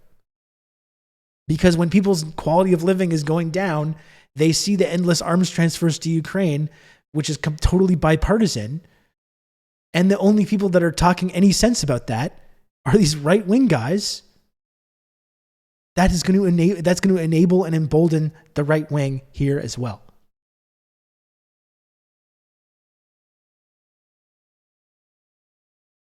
Yeah, and Dorian, I think this is good too. And honestly, I like Katie Halper and Aaron Mate, but I think this is true. And I think it's good that we watch this clip, but I think this is true. When ostensibly left-wing platforms like Useful Idiots parade far-rightists for getting this one right, they also feed liberal conspiracy theories about Russian influence and horseshoe theory. That is correct as well, Dorian. But I guess that's the problem, though, is that there's no one else on there to credibly make some of these arguments. We can't even honestly talk about the roots of any of this. It's always presented from this nonsense, unprovoked expansionism. When we can't talk about the IMF debt trap, that was the reason for kicking off the coup civil war in the first place, it opens up space for JQers. Very good point, Mocasino. Very good point.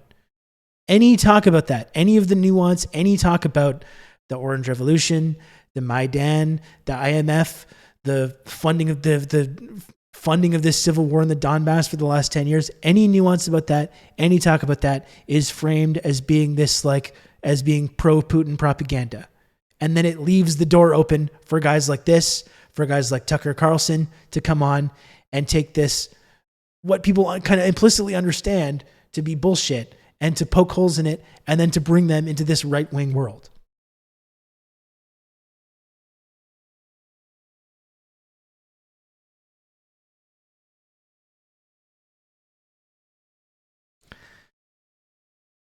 Yeah, the Putin just wants to conquer Ukraine, then Europe, then the world narrative is so childish and nonsensical. And Squad says, most of my lib friends literally think that's what's happening, saying things like, there are parallels to what Hitler did going on here. Like, fucking Jesus. Jesus.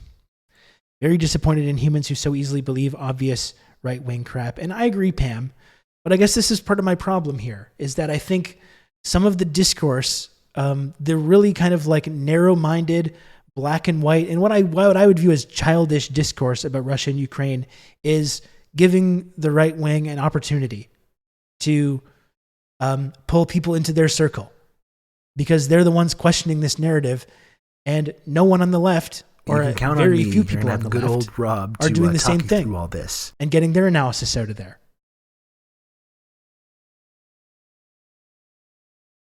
And thank you, Don Dark Sony, for the gifted sub to Pam.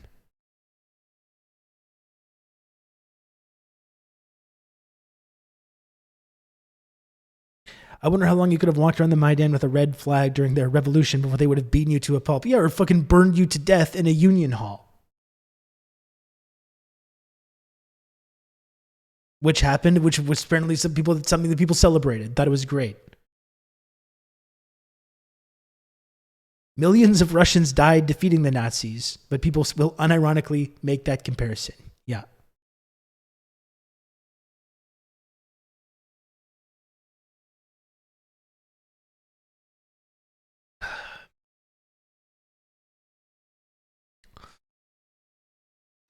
Let's see what else I have here. Let's see what else we can look at. Okay, and this is another thing. Someone sent this a while ago, and sorry, I forgot to say thank you. I wanted to take a look at this as well. But when I talk about this endless support of terrorism and how there's going to be consequences for it, it's this as well. This stuff was in the Daily Mail. We're hunting them down and shooting them like pigs. How the Ukrainians are taking brutal revenge on the collaborators who betrayed their neighbors and country to the Russians. And you have people in the West just like clapping like seals when they see these. And the good Russian orcs deserve this, right? Any Ukrainian collaborator they deserve to have this happen to them. We don't think that there's going to be consequences for supporting this. These are the people that we're giving endless diplomatic support to, endless arms transfers for. We don't think that there's going to be blowback to this. Really? We really don't? Lisa Simpson, thank you for Joya Mardi à vous aussi, Lisa Simpson. Thank you.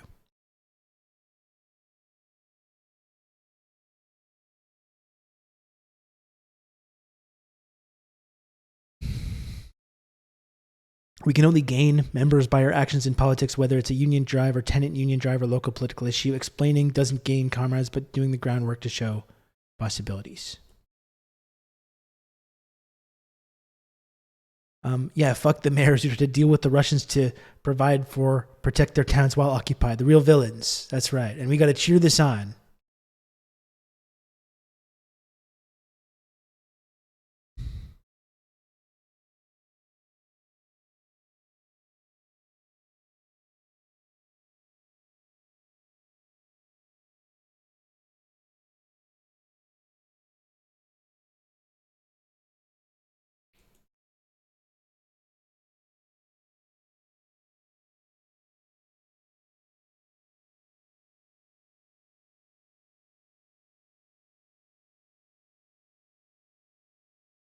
Okay. I don't know. Do we need to talk more about this? I'm just seeing if there's like more video. I think we've that back. I think I've gone through everything that I had saved to look at about this, and I've talked about it pretty extensively.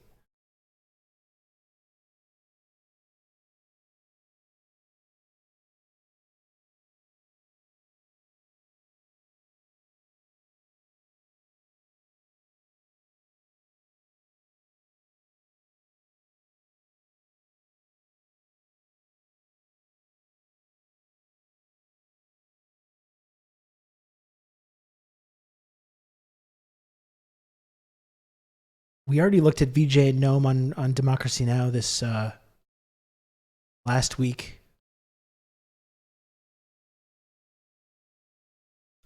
I think it's worth looking at one more time, maybe to close off this discussion. Worth looking at one more time. Much of a peace movement developing. You should. It's there, but it's vilified, of course. Anyone who opens their mouth and says, look, let's try to end this horror the way most of the world wants, almost all the world, gets denounced, vilified, Putin supporter, commie rat, and so on and so forth. That's even true for highly respected major war criminals like Henry Kissinger. He tries to say it, immediately demonized. So yes, it's there, but it's marginalized. The issue, I don't think, is sending defensive weapons to Ukraine. I think you can make a good case for that. The problem is what is not discussed. The continual, first of all, the long program of the United States for over a decade to integrate Ukraine within the U.S. NATO military system. It actually reached the point where U.S. military journals referred to Ukraine as a de facto member of NATO. Obviously, the Russians could see it. Everybody could see it who wanted to. Policy was now being pursued with regard to Taiwan. And then extending to the point where it is right now, war must continue until Russia is severely weakened.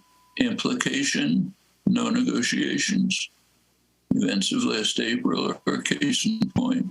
Well, there should be, there's no there are parts of the peace movement that are pursuing that, but they're simply demonized.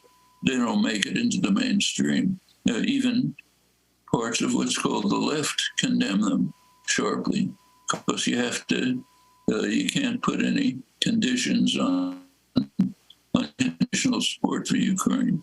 I wanted to ask both VJ. Noam has run out of fucks to give. Absolutely. Not someone I think has always had the best views when it comes to foreign policy, but he has been you can count on me. You're going to have good pretty old excellent on Rob this. to talk you through all this. Thanks for another gifted sub, Dimitri, to Ambigubot. I appreciate that.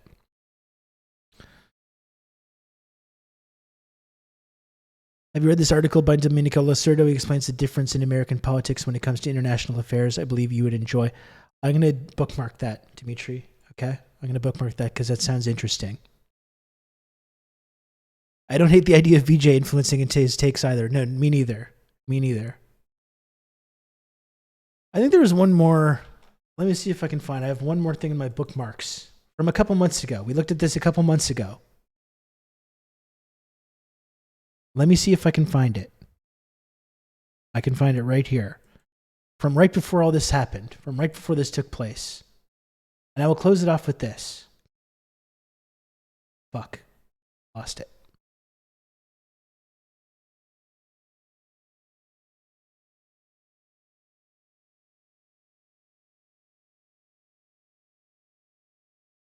Again, when I talk about, look at this tweet one more time, okay? One more time. Take a look at the big controversial tweet that had all the NAFO hordes after me this week. About our traditional support for supporting terrorism when it's against the Russians. Does this sound familiar at all? Remember, this was right before. This is immediately before the war, like a month before. CIA-trained Ukrainian paramilitaries may take central role if Russia invades. Does any of that sound familiar? Does anyone have any fucking notion of what the United States government has funded over the years? And the monstrous violence and blowback that has happened as a result from this kind of shit? Is it really pro-Putin to point out that maybe this is dangerous? Maybe this is a dangerous path that we're on?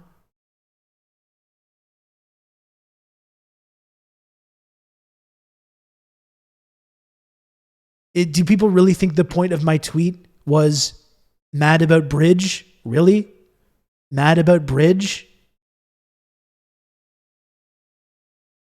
You thought Ukraine burned some bridges. Wait until you see this Rob tweet, some real social bridge burning. I did lose a lot of followers from this, but it's like, I don't fucking care. I don't care. I got called every name under the sun, a contrarian streamer, genocide supporter, whatever. I don't fucking care. I'm not going to stop pointing this out, no matter what NAFO, unpaid CIA interns yell at me about. I do not give a shit.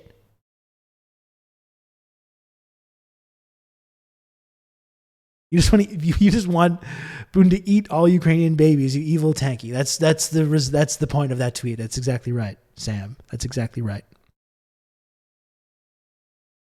That is absolutely correct. Why aren't we talking about Blink-182 during a world tour? That should be cool. I support that. I'm happy to hear about that. It's not all bad. You can always go back to your America allied with Nazis after World War II tweet. Explains everything. Because I had people posting that. That tweet, which was, again, also 100% correct. That was also 100% correct. I'm seeing if I can't even find it, but I saw this tweet again with another couple hundred likes. It was one of the tweets that like came through my firewall about this stuff. That was like, this guy, Rob Rousseau, the only time he ever talks about this is when he makes fun of Putin's enemies, and he never talks about Ukraine and the violence that they're doing, and he needs to be ostracized from the left. I saw like people seriously saying this. It's fucking Twitter. He needs to be ostracized from the left. It's like, I'm like, what does that even mean? What is the left? I'm not even a member of an organization. I'm not a member of the Communist Party. I'm not a member of DSA. I'm literally not a member of any kind of socialist organization, to my great embarrassment. You know, I probably should be. What the fuck am I going to be ostracized from? We're talking about Twitter.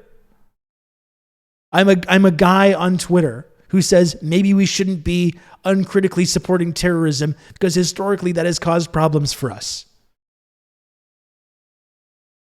The left equals a group of friends I've collected on my very specific Twitter. I can't find the tweet now. I couldn't even find it if I knew how to. But like this is where we're at over this tweet.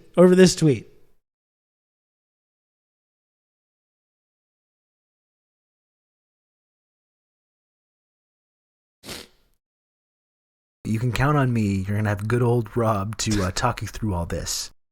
Ostrich size this. Thank you, BBDH 187. Hold on, excuse me. Thank you, BBDH, for the 11 months tier 1, almost one entire year. Excuse me. Look, Rob, socialism is when Sweden, and they're joining NATO, so it must be socialist. That's right. There we go. That's where we're at. That's enough about this. I have to actually go. I have to go in 15 minutes. I have to leave here in 15 minutes. I have an appointment at 3.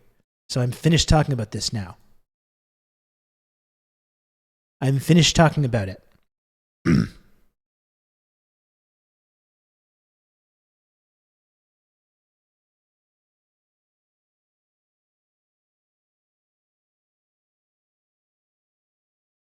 Exit loop. I don't even know if that's a word. I got it from a Killer's song. You've just become an elite member of the Friendship Triangle. I'm not leaving right this moment, but I really have to leave in 15 minutes. Thank you so much, Metal Dipshit, for 5 gifted subs. I really appreciate that, Metal Dipshit, and all the support you show on the channel. Really, really appreciate it. And again, folks, I got to say, sometimes I get a little sentimental on here, but I appreciate each and every one of you as well. Sometimes on Twitter, when I'm being fucking attacked by thousands of these goddamn weirdos, it can be kind of alienating and feel very isolated and feel like I'm insane. And it really means a lot that I can come here to this channel to talk about things with a community that is supportive, that understands what I'm saying and understands where I'm coming from. It is extremely helpful for me to be able to do this, and I appreciate each and every one of you. You can count on me. You're gonna have good old Rob for being part of this talk you community. through all this. Thank you, Gen X Bushy. Thank you for the gifted sub. Very kind of you. Fuck Twitter. It should be avoided at all times. And honestly, I feel that way. Sometimes I just want to leave Twitter because of how fucking horrible it is. Or sometimes I just want to tweet about fucking Game of Thrones or whatever food or snacks or whatever bullshit that I want to talk about on Twitter. But honestly, sometimes I really feel like because these dissenting viewpoints are so fucking uncommon, especially from I happen to have the blue check mark on Twitter. And I feel like it's so uncommon in these moments, like when people are doing end zone dances over Russian civilians being incinerated on a bridge. And frankly, I feel like no matter how toxic it is, I feel like I need to get a different viewpoint out there. That is saying, no, I don't think this is good. I don't accept it. And my small hope is that there's some person, even one person out there that in those moments. You've just become an elite member of the Friendship Triangle. Oh goodness. Squatch Drew, thank you for the 5 gifted subs. Thank you so much, Squatch. I'm going to really try and be at that fantasy draft tonight, Squatch Drew, but it is also my partner's birthday tonight and it might be difficult, but if I can't, I will try and set it up ahead of time to get the tiers going. So it's I don't get a terrible team there. But thank you very, very much, Squatch, for all the support and the 5 gifted subs. Thank you. Thank you. And I guess, maybe this is delusional, but I would like to think that there's at least one person out there that when these moments happen and you see everyone celebrating over Russian civilians being incinerated and saying, I don't really feel comfortable with this. But they look on Facebook, they see all their friends and family with Ukraine flags celebrating. You can count on me. They look all across Twitter, they see uniformity of opinion about this, and they say, well, I guess I'm wrong. I like to think that there's one person out there that sees a tweet like that and goes, "Oh, maybe I'm onto something here.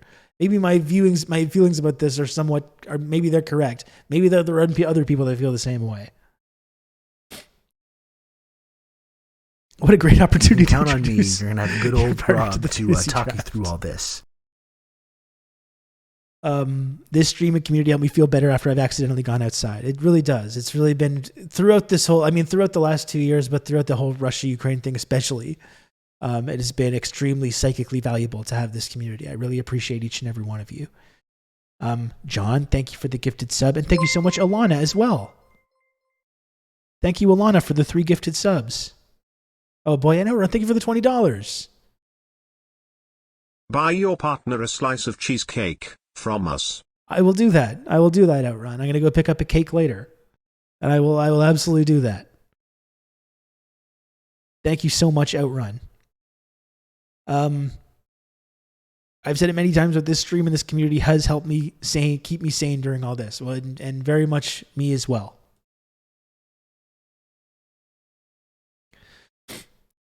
Wait, maybe this worm god does have a prophetic message about the impending doom of the earth. Maybe. And thank you, Valkyrie, as well. Thank you for the stream run. You provide a bit of sanity in this insane world. Thank you, Valkyrie. Remember, Rob can't leave during a hype train. Keep it going forever. I really have to leave at 2. I have an appointment. At 3. You've just become an elite member of the Friendship Triangle.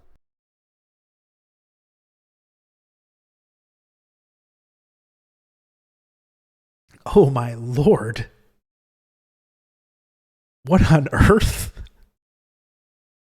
Crimson tinted.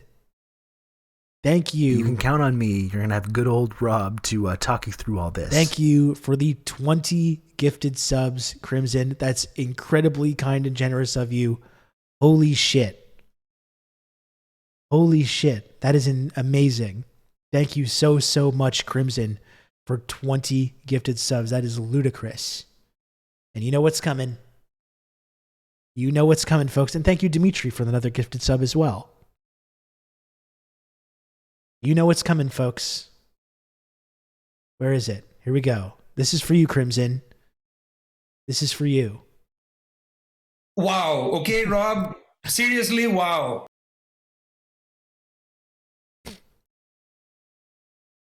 Thank you so much, Crimson. Okay, I won't gift because it would look silly now. Well, I mean, it's fine. I don't think it would look silly. You can count on me. You're going to have good old Rob to talk you through all this. I don't think it would look silly. And thank you, Lurkeen, for the Prime. Look at that brand new community member. We'll be the silly judges here. That's right. I love having brand new community members. Thank you very much, Lurkeen, for the Prime sub.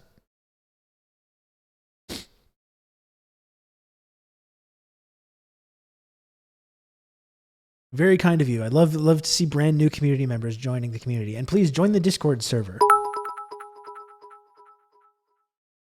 The free 80 Anishroom Jack. Iron, thank you for the 1,000 friend coin. Iron, thank you very much. Goodness gracious. Wouldn't it be silly if we gave Rob all our money? So silly. Unless...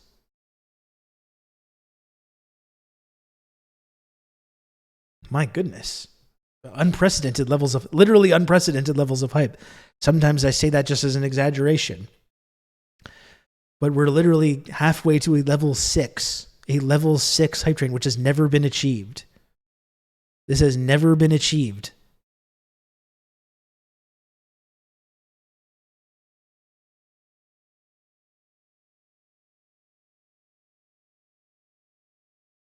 Need to send some bits to Outrun for getting some spider spray and new doorknobs and whatnot. Yeah, seriously.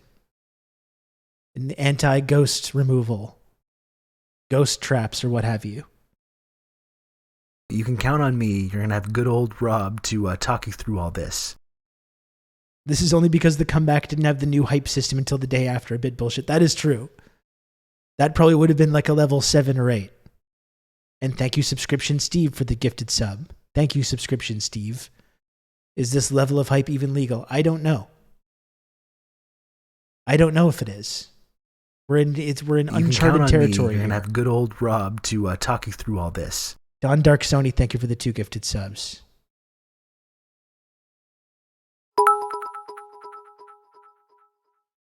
Useless teammate. Oh level my goodness. 6 POGGIES.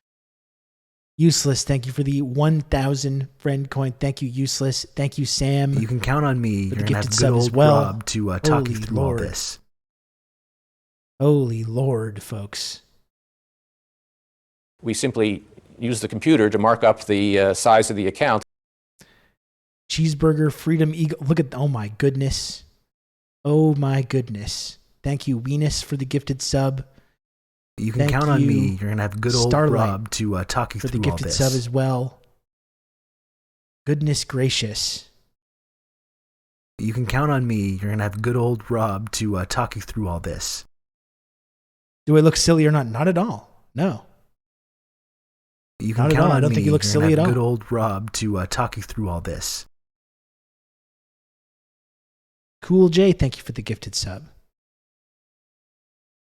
Goodness gracious. And I really appreciate the support because I'm only going to be here a couple days this week. I'm not going to be here Friday either.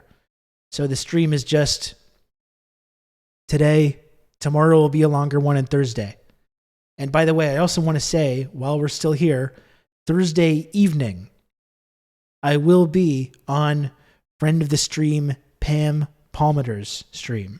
Thursday evening. Which I'm really looking forward to. Love Pam. Very happy to have Pam as a friend of this stream. That should be very cool. Make sure you watch Pam's stream on Thursday. I will be there. And I will remind you in the Discord as well. And again, for anyone that's watching, for any of the new community members or anyone that's not in there, please join the Discord server.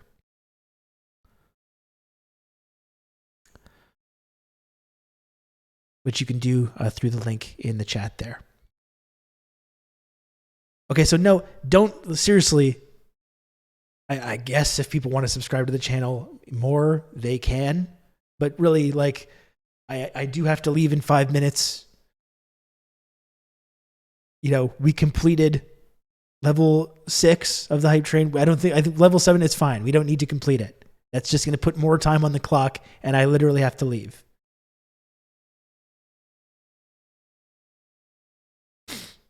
One of the best pyramid-shaped communities around. Just some slight correction there. It is a 2-dimensional, triangular shaped community.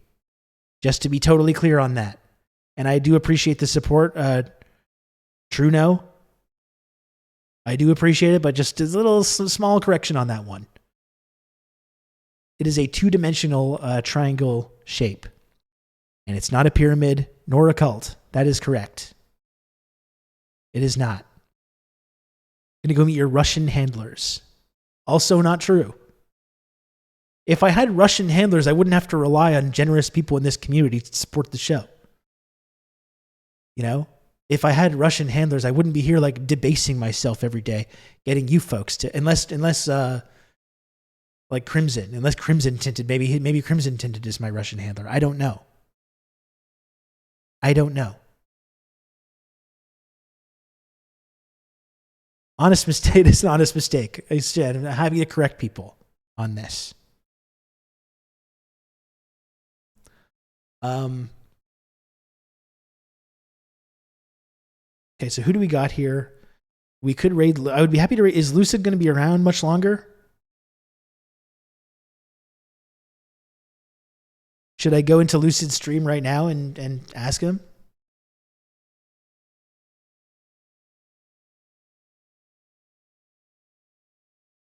Let's see this.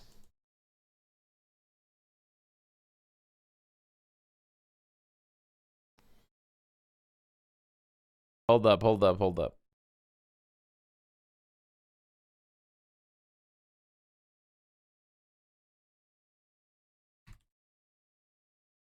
Mia, what are we doing here? Do we hit 100? Do we hit 100? Mia, do we hit 100? Hit 101? It's fine. I'll just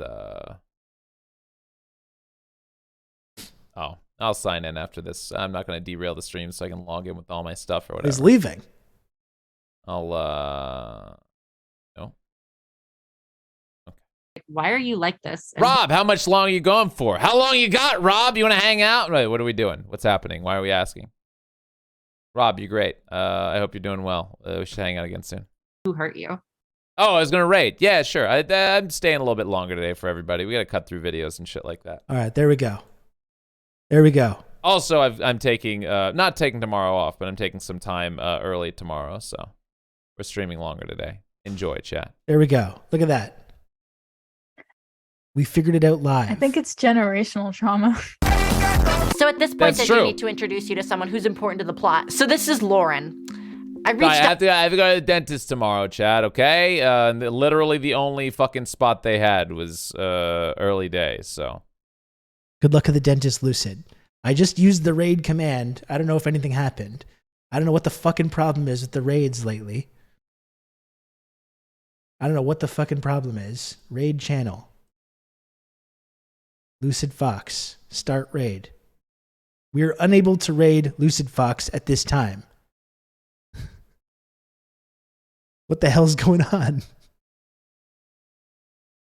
We are unable to raid Lucid Fox at this time.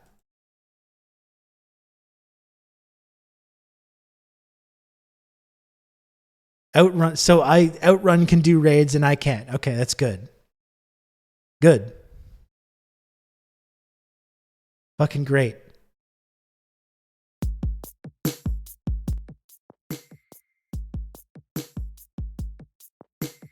Great system.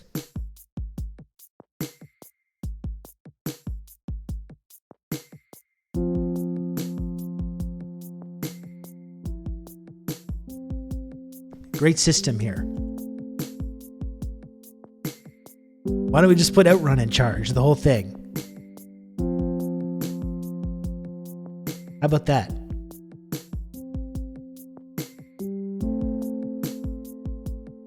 Okay, take care, everyone. I'll see you tomorrow. Outrun is not the new Rob. That's not true. That's not correct.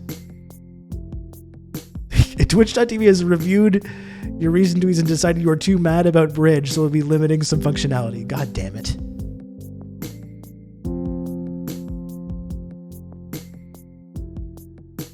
Okay. It's literally giving me the notification like I should join the raid. I'm the one streaming.